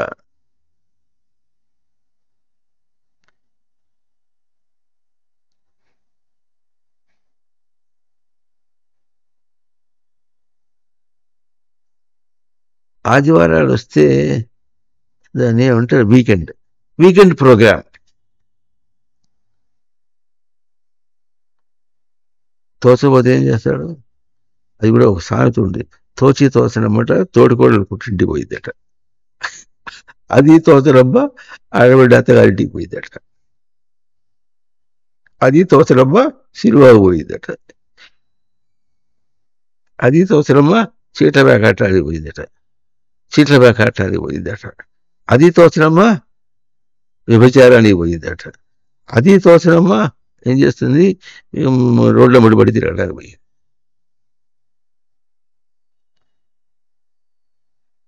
అవన్నీ తోచుతున్నాయి అంటే తనకు స్మరణలో వస్తున్నాయి. అజేద్దాం ఇచ్చేద్దాం అంటూ వస్తుంది. వాడి తోచనమ్మ అనేది తోచిన వాడైనప్పటికీ తోచిన వాడైనాడు. అది ఎందుకు పోతున్నావు?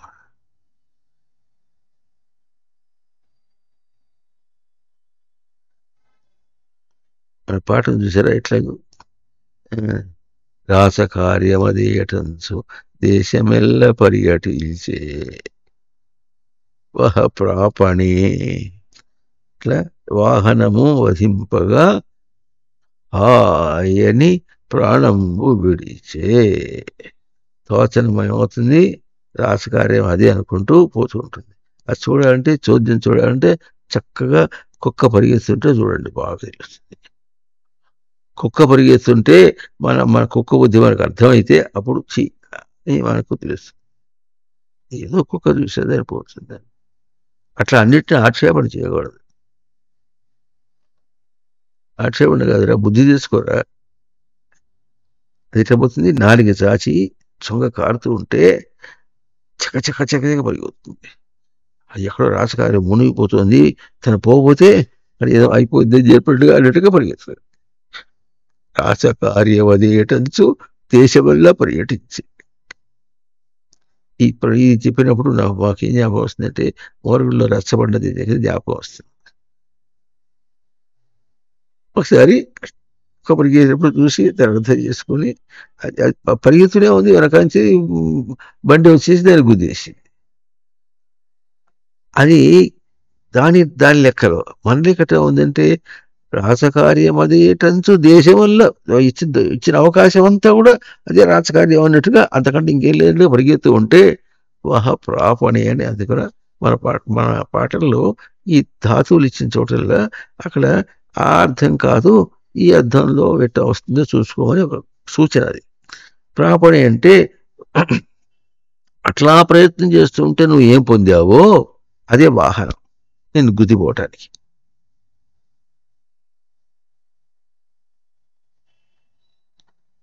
అర్థమవుతుందా లేదా? దానివల్ల ఏదో బాగుతుందని పోయినావే, అది గుద్దేస్తుంది. హాయని ప్రాణం విడిచి. ప్రాణం ఇది ఇంకా తను తాను పొందడం, ప్రజితం ఆనయతి. తను తాను పొందడం అనేటటువంటిది పోగొట్టుకున్నాడు. తను తాను పోగొట్టుకోవటం ఉనికి ఎక్కడి నుంచి వస్తుంది? తనకు తన ఎందే వస్తుంది. తన ఎందు తనకే వస్తుంది కానీ ఉనికి బయట నుంచి రాదురా. ఒరి బుజ్జి, ఒరి బజ్జి, ఒరి గజ్జి బయట వచ్చి రాదు. ఉనికి ఎక్కడి నుంచి వస్తుంది?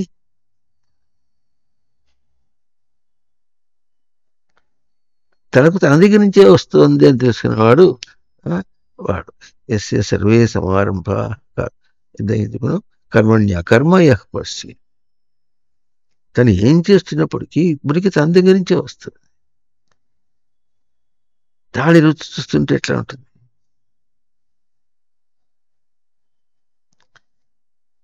షడ్రుచులు చేసుకుని నోట వేస్తుంటూ ఉంటే రుచి ఎక్కడ వస్తుంది అంటాడంటే, దానివల్ల రుచి వస్తుంది అంటాడు. అది ఎప్పుడు తెలుస్తుంది వీడికి అంటే, నాలుక బాగా లేకపోతే అది తిన్నా కూడా వెగటుగా. రుచి ఎక్కడి నుంచి వచ్చింది?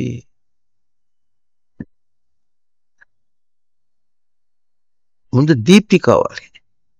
ఏం దీప్తి కావాలి? తనది దీప్తి అయితే అప్పుడు అవతలి దాన్ని అంత గొప్ప రుచి అయినా రుచి కాలేదన్నా చెప్పాలంటే దీప్తి తన దగ్గర ఉంది, వెలుగు తన దగ్గర ఉంది. మరి లాలాజలం అంత పాట చెబుతూ ఉంటే లాలాజలం మనకేమన్నా తెలియదా? లాలాజలం మింగేటప్పుడు ఎప్పుడన్నా థు, థు, థు అనుకుని గుంచురాడు, ఎప్పుడు ఎదురా అని గుర్తురాడా? ఎప్పుడన్నా లోటలేసి మిగుతురాడా? లేదు. కంప్లైంట్ లేకుండా మింగేస్తున్నాడు. అదే అన్నం బుడ్డించి తినబడేటప్పటికి అన్ని కంప్లైంట్లే. షడ్రుచులేవిరా, అదెట్లా ఇది ఎట్లా అంటాడు. ఏదో బాగుంది, అది నోటి చాలా బాగుంది బాగుంది బాగుంది బాగుంది అని మింగేశాడు, అయిపోయింది. తర్వాత మళ్ళీ ఏది లేదు. బాగుంది మింగేస్తే అట్లా ఉండదు. రుచి ఎట్లా ఉంటుంది, తన గురించి ఎట్లా ఉంటుంది, ఎప్పుడు లైవ్. అది లైవ్ ప్రోగ్రామ్, దానికి ఇంటర్నెట్ అక్కర్లే.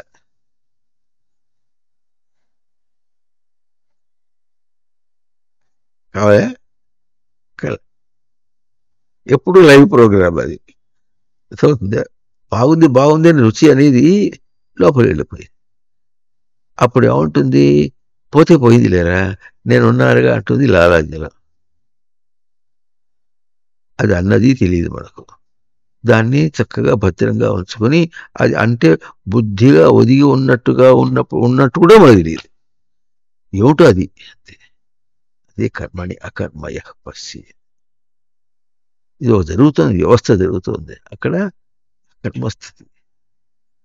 అకర్మస్థితి అంటే దాని పక్షం ఊహించద్దు, అది ఉపమాన పక్షం ఏదైనా ఉంటే. అట్లా కాకుండా దాన్ని మనం ఉపమేయ పక్షం అంటే నాది ఏదో అని చెప్తుంది. ఇది చాలా గొప్ప విశేషం. నువ్వు కదిలితే చాలు, ఏదైనా ముట్టుకున్నా పట్టుకున్నా చేసినా ఏం చేస్తున్నప్పుడు కూడా ఏం చూపిస్తుంది అక్కడ, ఆ భౌతిక పదార్థం ఏ ఏ గుణములను చూపిస్తుంది, ప్రాపర్టీస్ అంటారు, ఏ గుణములు చూపిస్తుంటుందో తెలియదా. దాన్ని మీకు చిన్న ఉదాహరణ చెప్తే, జామ పండ్లు వస్తున్నాయి, జామ పండు తినండి. ఆ జామ పండు తింటూ ఇట్లా గుజ్జుగా తీస్తే గింజలు వస్తాయి.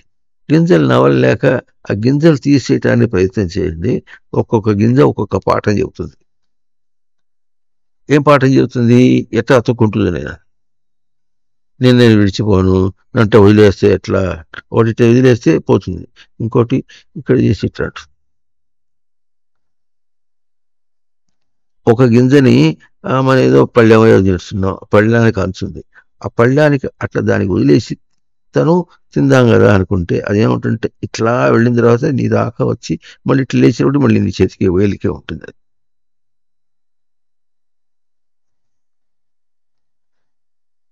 అట్లాంటి బుద్ధి మనకు ఉంది, ఉనికినట్టు చేసుకుంటున్నాం, చెడగొట్టుకుంటున్నాం.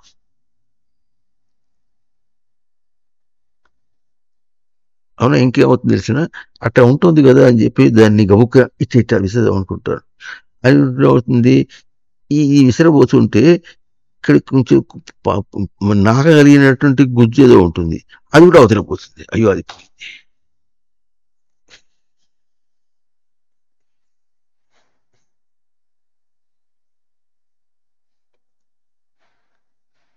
చేతిలో అది ఉంది.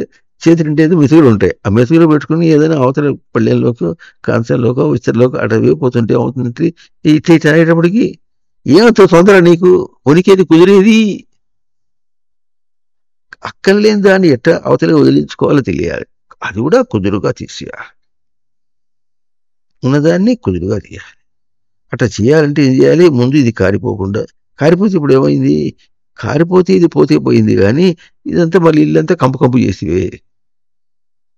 కనుక ఏం చేయాలి? దాన్ని ఎట్లా తుడుచుకోవాలో ఈ కారేదంతా తుడుచుకొని ఆ తర్వాత దీన్ని మాత్రం తీసుకుపోయి దానిలో ఏది పనికిరాదో తీసుకెళ్ళి అవతల వదిలేస్తే అది బుద్ధిగా పోతుంది. పోనందు ఏం చూపిస్తుంది? నవ్వుతుంది పక్కపక్క. నవ్వుతుంది, నన్ను ఎదురిస్తావా, నీ చేత అవుతుందా, నీ వల్ల కాదు లేకపోతుంది.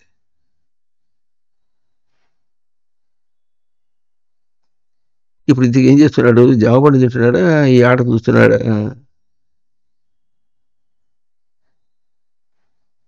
కర్మణి అకర్మ పశ్చేత్ అకర్మణి చ కర్మ. దానిలో ఎంత గోల గోలగా ఉంటుంది అర్థమవుతుంది. ఏదైనా అట్లాగే. మొన్న రోజున ఏమైందంటే పిలిస్తే మాట్లాడుతూ మాట్లాడుతూ వచ్చి గిన్నెలు తోముకుంటూ అక్కడ దాకా వచ్చారు. వచ్చి మాట్లాడి తిప్పి వెళ్ళిపోయింది. అది ఏదో కారింది ఒక మరక కింద. అది అంతే. 10 రోజులు అయింది ఆ మరక. దానికి కాలుతో తడి కాలుతో రుద్దిన అది పోదు. ఎందుకు పోదు? ఉనికి లేదు. బుద్ధి లేదంటే ఉనికి కుదిరలేదన్నమాట. ఇప్పుడు దానికి ఏం చేయాలి? దాన్ని పోయి తీసేటటువంటిది దాన్ని ఇంకోటి పట్టుకొచ్చి దాన్ని తుడిచి వేస్తే అప్పుడు పోతుంది. ఇంకా ఇవాటికి కూడా ఆ మరక అక్కడే ఉంది.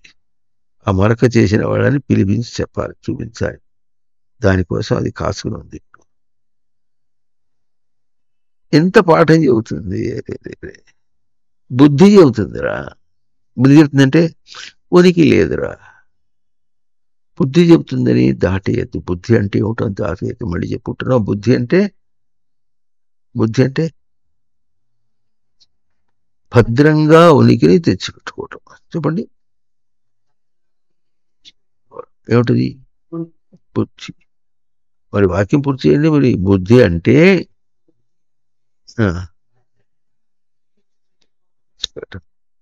అది తెలిస్తే అప్పుడు బుద్ధి యాడికి పోద్ది?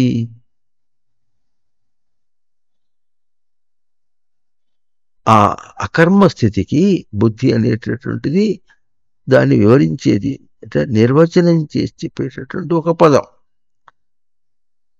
బుద్ధి యొక్క పదం ఏమిటంటే భద్రంగా ఉనికిని తెచ్చిపెట్టుకోనుట అనేటటువంటిది దానికి ధాము. అది నువ్వు చేస్తే మనసుకి ఇంకే కొరత ఏమి? నువ్వు ఎప్పుడు దానికి అందించగలవు, సప్లై చేయగలవు, ఉనికిని సప్లై చేయగలవు. ఉనికిని సప్లై చేస్తే మనసుకి ఇంకా టార్చర్ లేదు, టెన్షన్ లేదు. అంటే ఇప్పుడు మనస్సు ఏం అవస్థ పడుతుందో ఆ అవస్థ అంతా ఎక్కడుంది? ఇప్పుడు బుద్ధి కూడా ఉంది. ఒకప్పుడు ఒక కథ విన్నాం. ఏమిటో కథ అంటే ఎవరో ఏదో కూలీ పని చేసుకుంటూ బతుకుతున్నాడు. బతుకుతుంటే ఏమైంది? 2 కాన్పులు అయిపోయినాయి. 3వ కాన్పు అనమాట. ఆ 3వ కాన్పు దగ్గరికి వెళ్ళేటప్పటికీ ఇది చివరికి డాక్టర్ ఏమన్నాడంటే, శిశువు అయితే కన్నాడు, మగ పిల్లవాడు పుట్టాడు, కానీ తల్లిని మేము రక్షించలేకపోయినాం అన్నాడు డాక్టర్. అంటే తల్లి చనిపోయింది. తల్లి చనిపోతే ఇప్పుడు తండ్రికి బాధ్యత ఉంటుంది కదా, వాడిని తీసుకుపోయి సాగటం బెటర్ అంతే ఉంటుంది. వాడు ఏదో చేసుకుంటూ పని చేసుకుంటూ వాడికి కళ్ళు పోయినాయి. అంతేనే, వాడికి కళ్ళు పోయినాయి. అప్పుడు వాడు ఆలోచన చేశాడు, నాకు కళ్ళు లేవు, కళ్ళు లేకుండా వాళ్ళని నేనట సాకేది, వాళ్ళు నా మీద ఆధారపడతారు, నేనట సాకేది అని, నేను లేకుండా వెళ్ళిపోతే వాళ్ళు తిప్పలు వాళ్ళు పడతారని చెప్పేసి వెళ్ళిపోతాడు.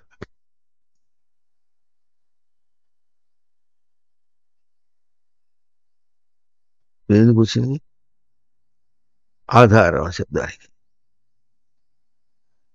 అట్టా దేని పని కాకుండా చేస్తే మనసు ఏం కావాలి? జ్ఞానం జ్ఞానం లేకపోతే ఎట్లా ప్రవర్తిస్తావు? మళ్ళీ చెప్పండి, జ్ఞానం అంటే ఎరుక. దేని యొక్క ఎరుక? ఉనికి యొక్క ఎరుక. ఉనికి ఎక్కడి నుంచి డ్రా చేస్తున్నాడు మాటికి. ఇప్పుడు వాళ్ళకి బాగా అర్థమవుతుంది. ఫోన్పే డబ్బులు లేకుంటే ఫోన్లో ఉంటాయి. నీ డబ్బులు గుంజేయాలంటే నీ ఫోన్ ఎవరైనా తస్కరిస్తే వాడు డబ్బులు వాడికి వెళ్ళిపోతాయి, ఉంటాయి. అవతల వాడి దగ్గర పడుతుంటే ఏం చేస్తాడు? ఏదో ఒక కూరగాయలు కొన్నాడు, వాడికి కూడా ఫోన్పే డ్రా చేస్తాడు. ఒక రోజులు ఏం చేసేది, ఏదో ఉంటుంది బ్యాంకులో ఉంటుంది, అని ఏమంటారు దాన్ని? ఏటీఎం లాగా పోయి తెచ్చుకోవాలి. ఇప్పుడు మాకు ఒకసారి పొద్దు రోజుల్లో నిలిపి బండి నిలిపి కంప్యూటర్ టేబుల్ తీసుకొస్తే బండి నిలిపి కంప్యూటర్ ఏటీఎం ఇక్కడ ఉంది పోయి డబ్బులు తీసుకొస్తాను పోయినాడు మనవాడు. ఏటీఎం దాకా పోయి వచ్చేసాడు. ఇప్పుడు ఫోన్లోనే ఉంది, డ్రా చేసుకోవాలి. బుద్ధిలో నుంచి మనసు ఉనికిని డ్రా చేస్తుంది, అంటే తీసుకుంటూ ఉంటుంది. నువ్వు సప్లై చేస్తూ ఉండాలి. నీ అకౌంట్ అయిపోయింది, మళ్ళీ అకౌంట్ వేస్తే దాని నుంచి ఇస్తూ ఉంటానంటే అది అంటుంది బుద్ధి. నువ్వు తెచ్చిపెట్టుకుంటుంటే అంట. ప్రతి బుద్ధి ఉనికి తెచ్చిపెట్టుకునేది బుద్ధా, లేకపోతే ఎవరన్నా తెచ్చిపెడితే నిలుపుకునేది బుద్ధా?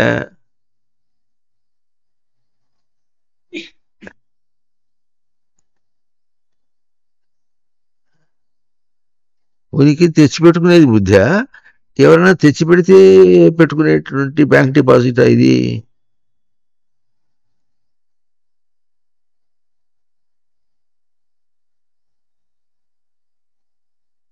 చెప్తలేరు.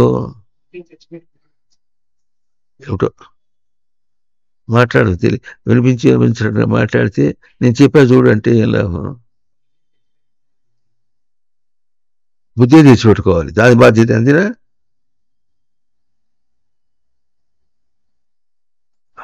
ఎందుకంటే బుద్ధిని మనం తెచ్చుకుంటున్నాం. ఎన్ని అంశాల్లో బుద్ధి అనే శబ్దాన్ని అర్థం చేసుకోవడానికి ప్రయత్నం చేస్తున్నాం.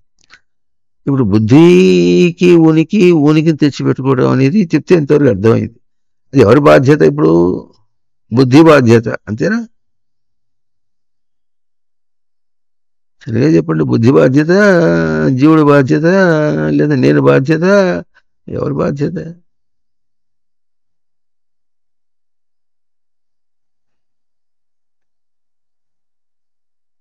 నేనుకేం బాధ్యత? నేనుగానే ఉంది, దానికి బుద్ధితో ఏం సంబంధం లేదు. జీవుడు బాధ్యత. జీవిస్తున్నా అన్నారుగా, ఎడ జీవిస్తావరా? బుద్ధిలో అయిపోయింది. బ్యాంక్రప్సీ అంటారు, అంటే బ్యాంకులో మొత్తం పైసలన్నీ అయిపోయినాయి. బుద్ధిలో ఉనికి లేదు. లేదు కానీ తెలుస్తూనే ఉంది, ఎక్కడ పోయినా బుద్ధి లేకుండా పోతున్నాడు, పెద్దానికి పోతున్నాడు అంటే బుద్ధిలో ఉనికి లేదన్నమాట.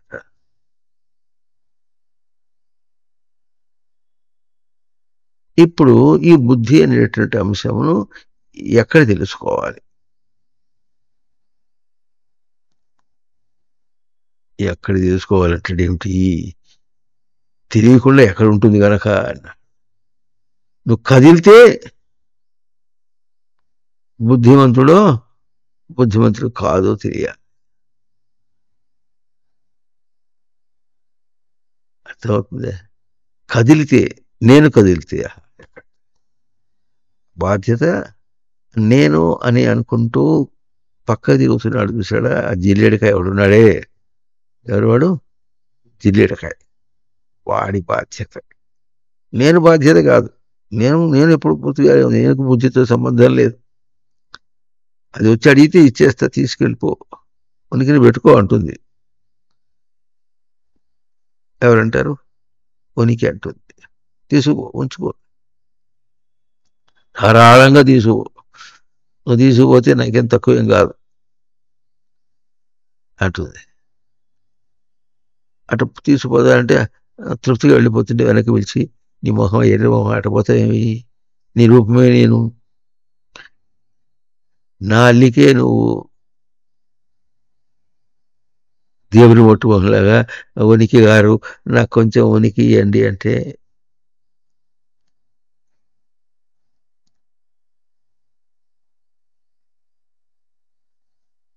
కనుక బుద్ధి యొక్క స్వరూపాన్ని ఎవరి బాధ్యత? దాన్ని జీవింప చేసుకునేవాడి బాధ్యత. సృష్టి రచన చేసింది. ఎట్లా రచన చేసింది? ఉనికిని భద్రంగా తెచ్చిపెట్టుకోవడం అనేటటువంటి ఒక లక్షణం, దర్శనాంకం. ఆ దర్శనమును దర్శనం చేయవలసింది ఎవరు? జారిపోయినాడు అనుకుంటున్నాడే, జారిపోయి జీవిస్తున్నాడు అనుకుంటున్నాడే, వాడి యొక్క బాధ్యత అది. వాడు దాన్ని పెట్టుకోవాలి. పెట్టుకుంటే stream line, working stream line అంతా బాగుంటుంది. ఇదే మంచి మోటార్ సైకిల్ కొనుక్కున్నాడు, దాని మూచేటో తోకేటో తెలియదు, దాని మీద కూర్చుని పోలేదే అంటే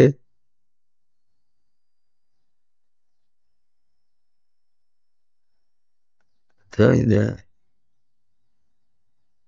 తమాషానా? తమాషా ఎట్లా ఉంటుందంటే, ఒకసారి ఒక నోటు పుస్తకం మీద బాంబేలో ఇంకో రైల్వే స్టేషన్ చర్చ్ గేట్ అంటారు దాన్ని.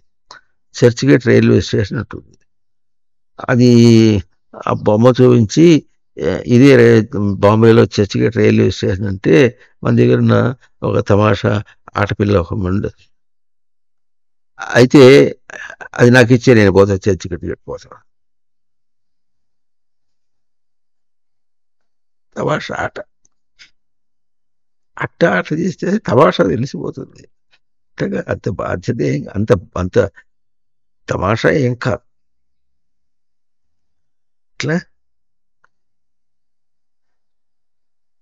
ఉనికిని ఎడ తెలుసుకుంటావు, ఉన్నదో లేదు ఎడ తెలుసుకుంటావు అంటే,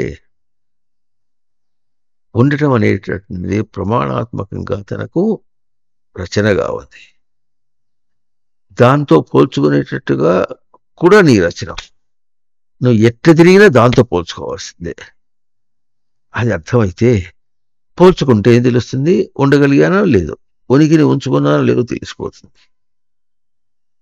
ఎడ తెలుస్తుంది? ఉంచుకుంటే మహాదేవ, లేకపోతే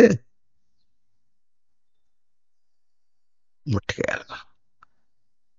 అసంతృప్తి, ఈర్ష్య, అసూయ ఇటువంటివన్నీ ఏ లక్షణాలు వచ్చేసినాయో అప్పుడు తనకు ఉనికిని నిలబెట్టుకోవాలి ఏదో అన్నది ఇట్లా ప్రతీతం స్పష్టంగా తెలుస్తుంది అన్నమాట.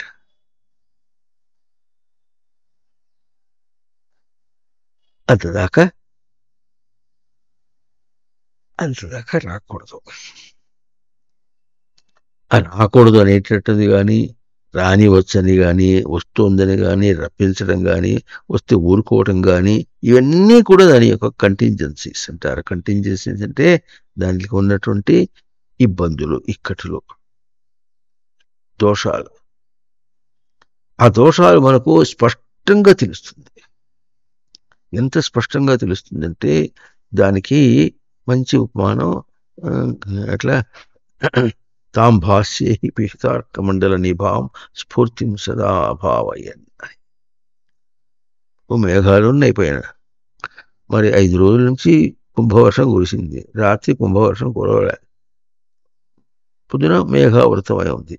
గబుక్కున ఏమంటే చూడు సూర్యుడు వచ్చాడేమో చూడు అంటే, ఏం మాట మాట్లాడుతున్నా? సూర్యుడు ఏమైనా కాపీ హోటల్ పోయినాడా?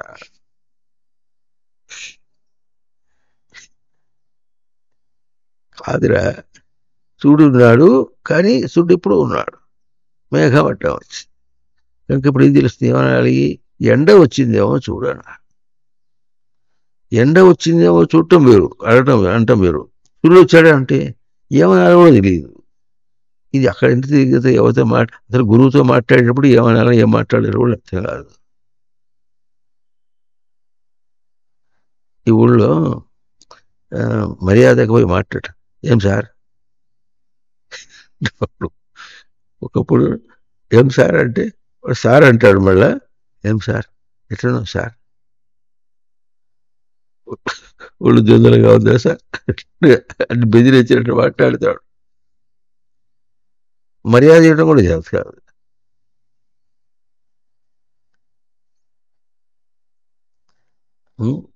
కనుక ఇప్పుడు ఎట్లా ఉండాలి? ఇప్పుడు ఏం చెప్పుకున్నాము మనం?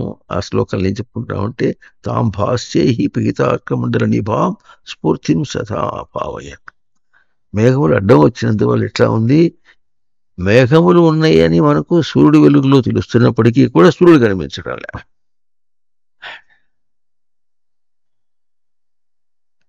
అవుతుందా?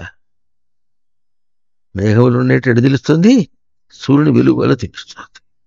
సూర్యుని వెలుగు తెలుస్తున్నప్పటికీ కూడా సూర్యుడు తెలియకుండా సదా అభావయ మన వ్యవస్థ ఎట్లా ఉంటుంది? తాం భాష్యై, ఇట్లా తన వ్యవస్థలన్నీ కూడా ఉనికి వెలుగులోనే తెలుస్తున్నాయి. ఉనికి అందని వ్యవస్థ కూడా ఉనికి వెలుగులోనే తెలుస్తున్నాయి. ఇప్పుడు మనం ఏం చేయాలి? అందటం లేదు అని అన్నవాడు కూడా ఏమందటం లేదు, ఏదో అందడంలే. అందడం లేదు నీకు ఎడ తెలుస్తుంది? అది తన వల్లే తెలుస్తుంది, తన ఉనికి వల్ల తెలుస్తుంది అని ఎప్పుడు తెలుసుకుంటాడో బుద్ధికి ఉనికి భద్రంగా చేరింది. ఆ బుద్ధికి ఉనికి భద్రంగా చేరింది. సదా అభావయన్ అంటే అదే చూపిస్తుంది.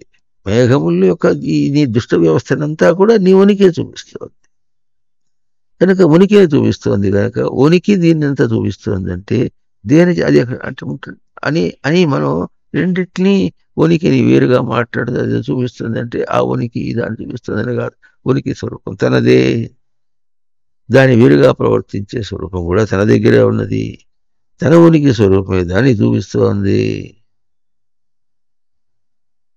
అన్నప్పుడు అక్కడ దాకా పట్టుకొస్తే రెండూ తన స్వరూపములే. అందుకని దీన్ని చక్కటి పరిభాష నిజంగా చేతులెత్తి దండం పెట్టేసి వాళ్ళకి. ద్వైతము ద్వైతం,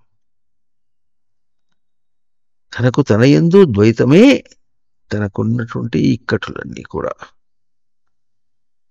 తనకు తన యందు తాను కల్పించుకున్నటువంటి ద్వైత భావం మారు రూపం. ఈ ద్వైత శబ్దానికి కూడా అది కూడా అర్థం కాదు. ఏదో రెండవ రూపం. రెండవ రూపం అంటే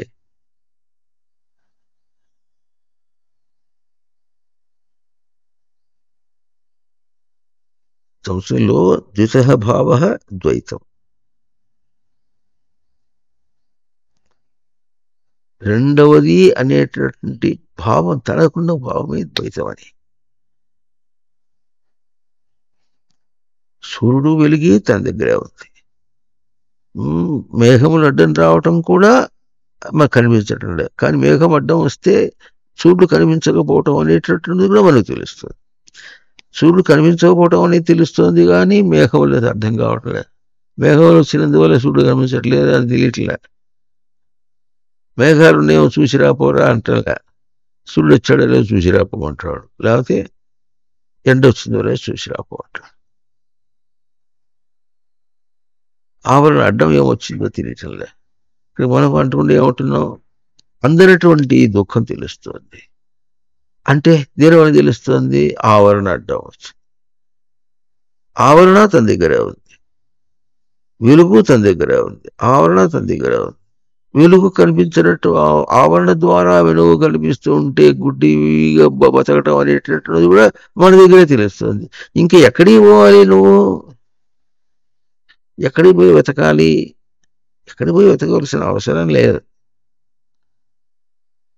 కావలసిన పారామీటర్స్ అంటారు, అంశములన్నీ మన దగ్గరే ఉన్నాయి. మళ్ళీ చెప్పుకుంటున్నాం, ఉనికి మన దగ్గర ఉంది. అడ్డం వచ్చినటువంటి మీదంతా ఈ పొరలు ఏమున్నాయో అవన్నీ మన దగ్గరే ఉన్నాయి. అడ్డం వచ్చినందువల్ల కనిపించకుండా ఉండేటటువంటి స్వరూపం, గుర్తించలేనటువంటి స్వరూపం కూడా మన దగ్గర ఉంది. అది దానికి ఇంకో కార్యరూపం ఇచ్చి గుర్తించలేకపోవడం అనేటటువంటిది బాధించి మరీ మనకు చెప్తుంటే పర్యగోడు ఏడ్చినట్టు ఏడుస్తాడు కానీ తెలియదు.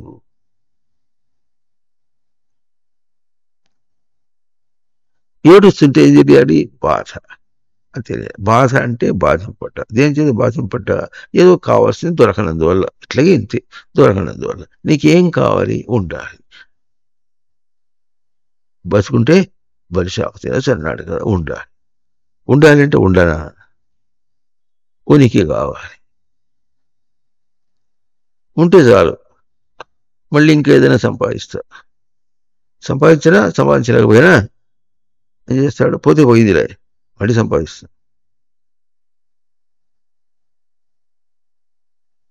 దాని గురించి పికర్ వద్దు.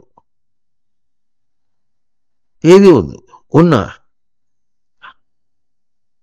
నా ఉనికి నాకే అందుతుంది. అసలు ఇంతెవరు చెప్పారు నాకు? నేను ఏడుస్తున్నాను నాకు ఎవరు చెప్పారు? నువ్వే చెప్పావు, నేను ఏడుస్తున్నా నువ్వు చెప్పావు అంటాడా? తనకు తెలుస్తుంది అంటాడా? నువ్వు చెప్పావు అంటాడా? తనకే తెలుస్తుంది వాడెవరు, తానెవరు, ఏడవటం ఏమిటి, తానెవరు, ఏడవడం తెలుసుకునే తానెవరు. ఇంతైతే అప్పుడు బుద్ధి వస్తుంది. ఉనికిని తెచ్చిపెట్టుకోవటం అవుతుంది, తథ్యం అవుతుంది. దాటేస్తాడు నింపదేకపోతే. వీడి పనే అది. తొందర తొందర తొందర తొందర. వాహనము వధింపగా తిరిగి ఎక్కడ తిరిగినా అంతే అంటాడు. దుఃఖం వస్తుంది అట్లా అంటాడు. నాకు దుఃఖము వస్తున్నది అని అంటాడు. ఈయన మాట చెప్తాడు. అప్పుడు వాహనము వధింపగా తను ఏం వహించాడో, అక్కడ ఎట్లా ప్రవర్తించాడో అదేం చేస్తేవాడిని, వాహనము తన్ను వధింపగా ఉనికిని లేకుండా చేసేవాడికి అప్పుడు ఏం చేస్తాడు, హాయని ప్రాణం విడిసి. ఆ కుక్క చచ్చిపోయినప్పటికి కుక్క చచ్చిపోయిందని ప్రాణం చూపించాడు. వీడు చావడే, చావ చేత కొట్టాడు అంటాడు. ఏం చేశాడు, చావ చేత కొట్టాడమంటే ఇటు వచ్చేవారు మరి చచ్చిపోకుండా దమ్మ వాడు కొద్ది కొట్టేవాళ్ళే. వచ్చావుగా నా బుజ్జిరా, అన్నం పెడతారా, నువ్వు అన్నం పెట్టి అమ్మ ఇంతదాకా వచ్చింది, నువ్వు అన్నం పెట్టక బాగాడు.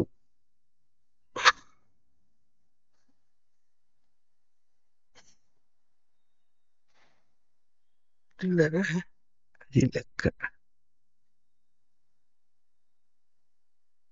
హాయని ప్రాణం విడిచి. నువ్వు అనుకున్నది నిన్ను కొట్టి చంపుతోందిరా, అర్థం అది. నువ్వు తెచ్చి పెట్టుకున్నదే నిన్ను కొట్టి చంపుతోంది. అది వాహనం. దేని మీద ఎక్కువ తిరుగుతున్నాడు, వాహనం మీద ఎక్కువ తిరుగుతున్నాడు. అది ఎట్లా పెడుతున్నాడు అన్నాడు, దాని మీద ఎక్కువ తిరుగుతాడు. కసేపు గాడిద వాహనం, కసేపు గుర్రం వాహనం, కసేపు పంది వాహనం, ఎక్కడ కూర్చుంది అవి ఎక్కువ తిరుగుతాడు అంటాడు. ఏమంటాడు, లట్టీలు చూసుకో అంటాడు. ఈ చేష్టలన్నీ చెప్తున్నారా, నీ బుద్ధిని ఎట్లా చెప్తున్నా తెలిసిన, ఎట్లా చెప్తుంది తెలిసిన, చాటి చెప్తున్నాయి. నీ విశాలత్వమును చాటి చెప్తున్నాయి. ఎంత విశాల పురుషుడో.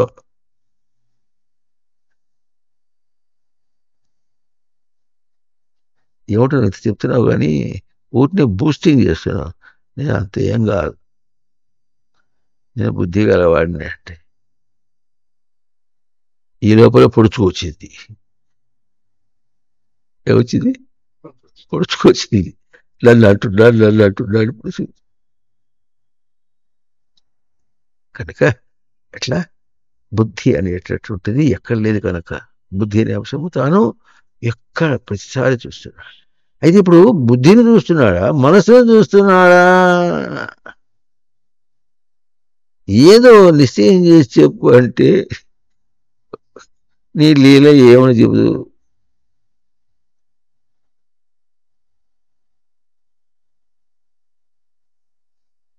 వాడు ఎవడో పాట పడుతున్నట్ట, ఆ జగదీశుని మాయలను వర్ణింపనిలా ఎవరికి తారమవు అని ఆ జగదీశుని అంటుంటే ఆ జగదీశుడు ఏమంటున్నట్టే, ఆ సుబ్బావతాని లీలలను వర్ణింప ఇలా ఎవరికి తారమవు అంటారు.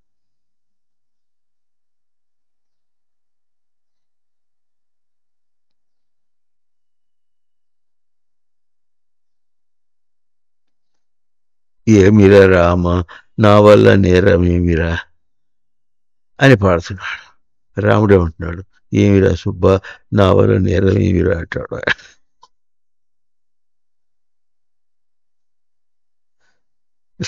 ఏం చేసావురా, నిన్నేం చేశారా, నిన్ను ఊరి తిప్పి పుడుస్తావు ఎందుకు?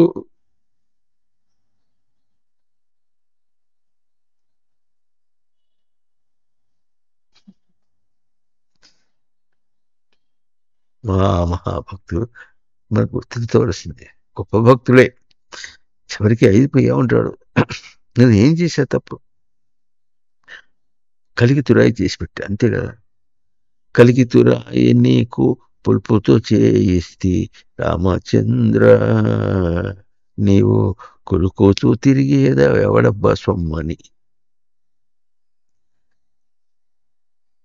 ఆ రాగం బాగుంటుంది. కలికితురాయి నీకు పులుపుతో చేయిస్తి రామచంద్ర. నువ్వు పాడితే బాగాలేదు, బొంగురు గొంతుది ఇది. ఆ బొంగురు గొంతు చేసి శివుడు. కలికితురాయి నీకు పులుపుతో చేయిస్తి రామచంద్ర, నీవు కులుకోచూ తిరిగేదెవడబ్బా సొంబలి రామచంద్ర. దీనికి సమాధానం గురుదేవులు ఇదివరకు రాసేశారు. నూరాడు చేయించింది, దశరథ మహారాజు చేయించలేనన్నాడా? పోనీ పెళ్లిలో జనక మహారాజు చేయించలేనన్నాడా? అరణ్యాలకు పోయే ముందు కొన్నాళ్ళు నేను కూడా రాజ్యం చేసుకుని నేను చేయించుకోలేకపోయినానా? నువ్వే దొరికావురా, చేయించి దిప్పు పుడుస్తామే నన్ను. ఏమిరా రామ నా వల్ల నేరం ఏమిరా అంటే, ఏమిరా సుబ్బా నా వల్ల నేరం ఏమిరా, ఎందుకు అక్కడ దిప్పు పుడుస్తావు రాలు? అంత విమర్శకు అర్థం చేసుకోండి.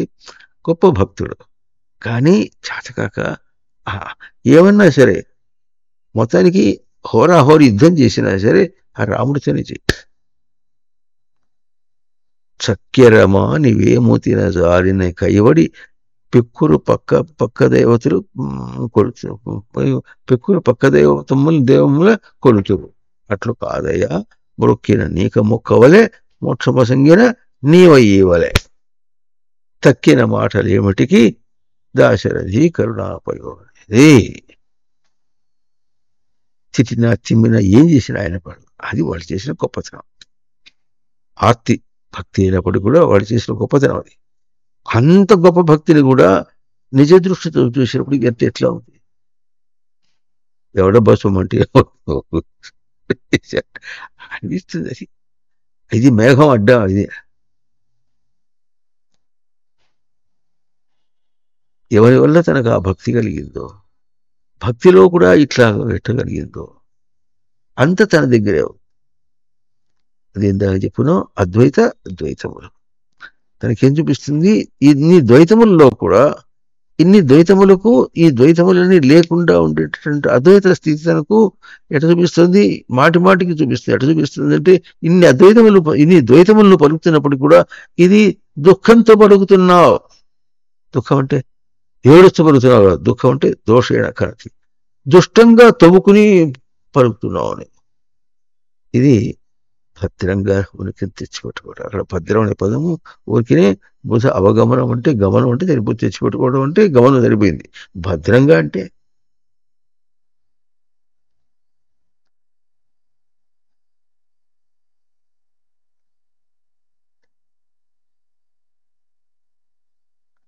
కనుక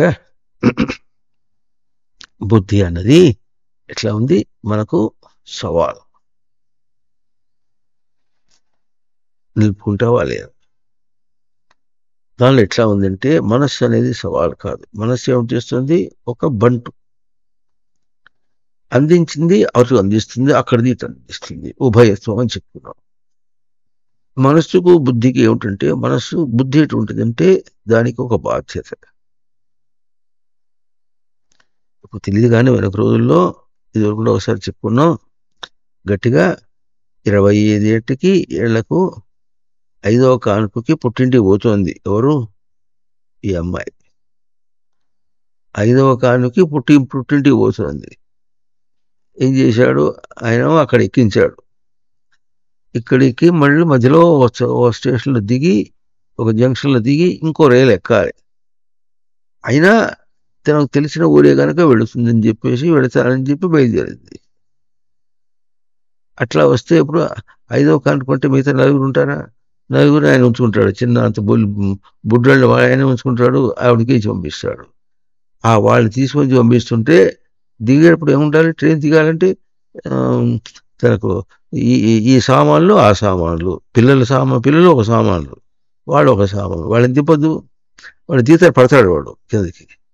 తను దిగి వాడిని పట్టడము, తర్వాత సామాన్ దింపడము, వాడిని దింపేసి అందుకోమంటే వాడికి ఎన్ని ఏళ్ళు ఉంటే గట్టిగా 6 ఏళ్ళు 7 ఏళ్ళు ఉంటాయి వాడికి. నువ్వు పెద్దవాడివిరా, వాడికి అప్పటి నుంచే ఉంటుంది, నువ్వు పెద్దవాడివిరా. వాడు పెద్దవాడు అనుకోవాలి, అమ్మ ఇచ్చింది తీసుకోవాలి. ఎంత వినయం ఈ రోజున పిల్లలకు ఉంటుంది.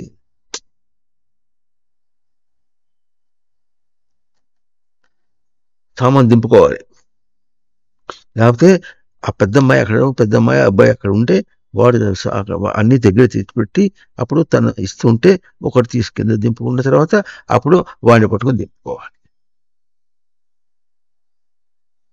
ఇది వ్యవస్థ లౌకికమైన వ్యవస్థ కాదు. అక్కడ అన్నింటినీ కూడా తనకంటూ కుదురు ఉంటే అన్నీ కుదురుగా జరిగిపోతాయి.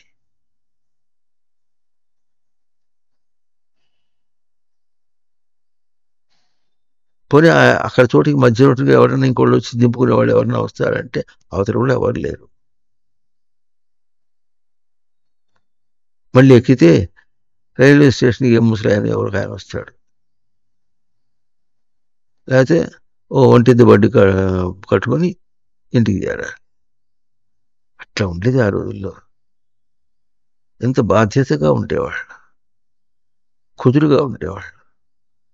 ఎట్లా ఎక్కించారో అట్లా మళ్ళీ దిగేవాళ్ళు.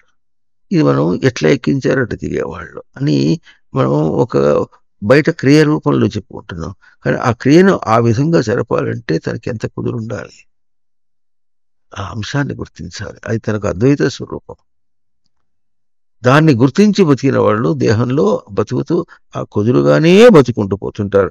వాళ్ళు పని చేసుకుంటూ కుదురు అభ్యాసం చేసుకుంటారు. ఈ మాట మనం గుర్తించాలి. మనం పని చేయటం లేదు. ఏం చేస్తున్నాం? మన బుద్ధిని అభ్యాసం చేస్తున్నాం, సేద్యం చేస్తున్నాం. అట్లా సేద్యం చేయబడింది బుద్ధి. అప్పుడే ఉనికిని భద్రంగా తెచ్చిపెట్టుకున్నాం అన్నమాట. ఉనికిని భద్రంగా తెచ్చిపెట్టుకున్నటువంటి స్వరూపమే తనకు అభ్యాస స్వరూపం. అపిత ఆస్తే, తన పక్షంగా ఉంటాడు. అభ్యాస శబ్దానికి అభిత ఆస్తే, తన పక్షంగా ఉంటాడు. అది బుద్ధి స్వరూపం అని ఈశావాస్యం. ఇది మనకు ఇట్లా నియామకం. అట్లాగే ఉండు. బుద్ధి లేదనద్దు. బుద్ధి లేదంటే ఉనికి లేదు. ఉనికిని తెచ్చిపెట్టుకోవడం చేత కావటం లేదు. ఉనికిని జారబుడుచుకున్న స్వరూపం ఇప్పుడు తెలియాలి. బుద్ధి లేదంటే తిట్టారని కోరుకోవద్దు. ఉనికిని జారబుడుచుకున్నావు. ఉనికిని జారబుడుచున్నావు కనుక విషయంలో తెగింది అంటే బుద్ధి లేదు, ఉనికిని తెచ్చిపెట్టుకోలేదు, ఉనికిని జారబుడుచుకున్నావు. అంతే అర్థం. ఆ అర్థం తీసుకున్నాం అనుకోండి, అప్పుడు విషయంలో ఎవడు ఏమన్నా మనకి కోపం రాదు, తాపం రాదు.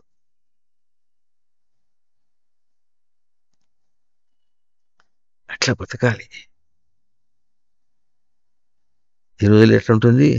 చేసేవాడిని అవాకులు చవాకులు అన్ని పిచ్చి పిచ్చి పనులు చేస్తే దాన్ని ఎవరైనా ఒక బాధ్యత వాడు చెప్పినప్పుడు కూడా వాడి మీద కంప్లైంట్ చేస్తే వాడు ఇప్పుడు వాడికి దీనికి ఏం చేయాలి? ఎక్స్క్యూజ్ చెప్పుకోవాలి.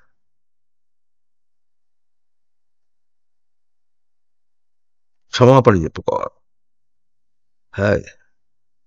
ఎంత రెచ్చిపోయి లోకం పరిస్థితి ఉంది. బుద్ధి లేదు. ఉనికిని పెట్టుకోవడం చేత కావట్లేదు, ఉండటం చేత కావటం లేదు, బ్రతకటం చేత కావటం లేదు, జీవించడం చేత కావటం లేదు అంటే బుద్ధి లేదని అర్థం.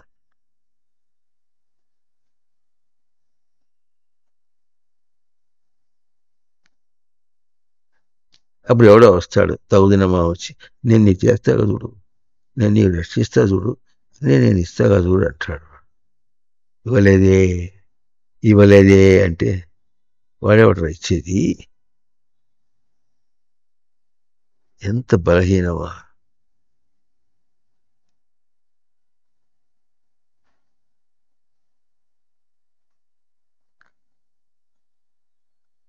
వ్యవస్థ ఎట్లా జరుగుతుందో, సాంఘిక వ్యవస్థ ఎట్లా జరుగుతుందో వేరే సంగతి.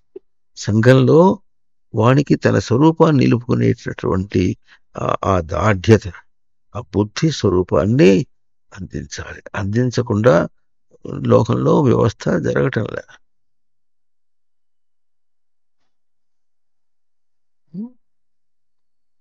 చెప్పండి. ఈశావాస్యమిదగం సర్వం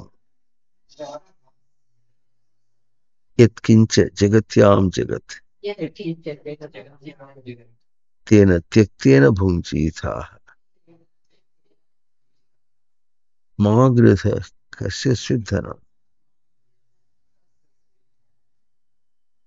ఓం ఈశాయ నమః.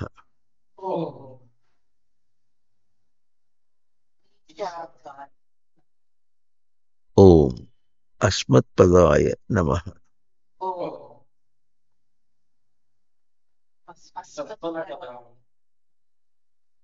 ఓం గోపాలకృష్ణాయ నమః.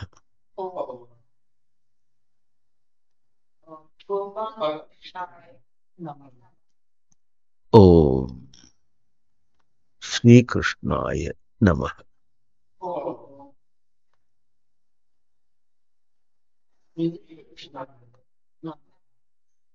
బయట ఏం జరుగుతోందో చూశావంటే కృష్ణ దర్శనమై. లోపల కృషి ఎట తెలుస్తుందో జరుగుతుంది చూశావంటే కృష్ణ దర్శనం. కృషి దర్శనం కృష్ణ దర్శనం, క్రియా దర్శనం కృష్ణ దర్శనం, చేష్టా దర్శనం కృష్ణ దర్శనం, క్రియా దర్శనం ఈశ దర్శనం. నీకు నియామకం ఏమో చూపిస్తుంది వాటికి. చేష్టా దర్శనం నియామకం చూపిస్తుంది.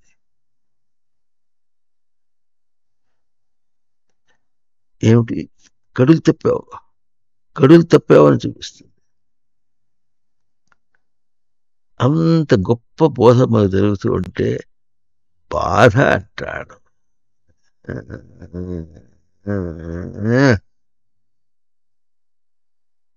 ఈశావాస్యమిదగం సర్వం యత్కించ జగత్యాం జగత్ తేన త్యక్తేన భుంజీతాః. ఒత్తులు పలకవు. తేన త్యక్తేన భుంజీతాః మా గృహ కస్య ధనం. ఓం తత్సత్.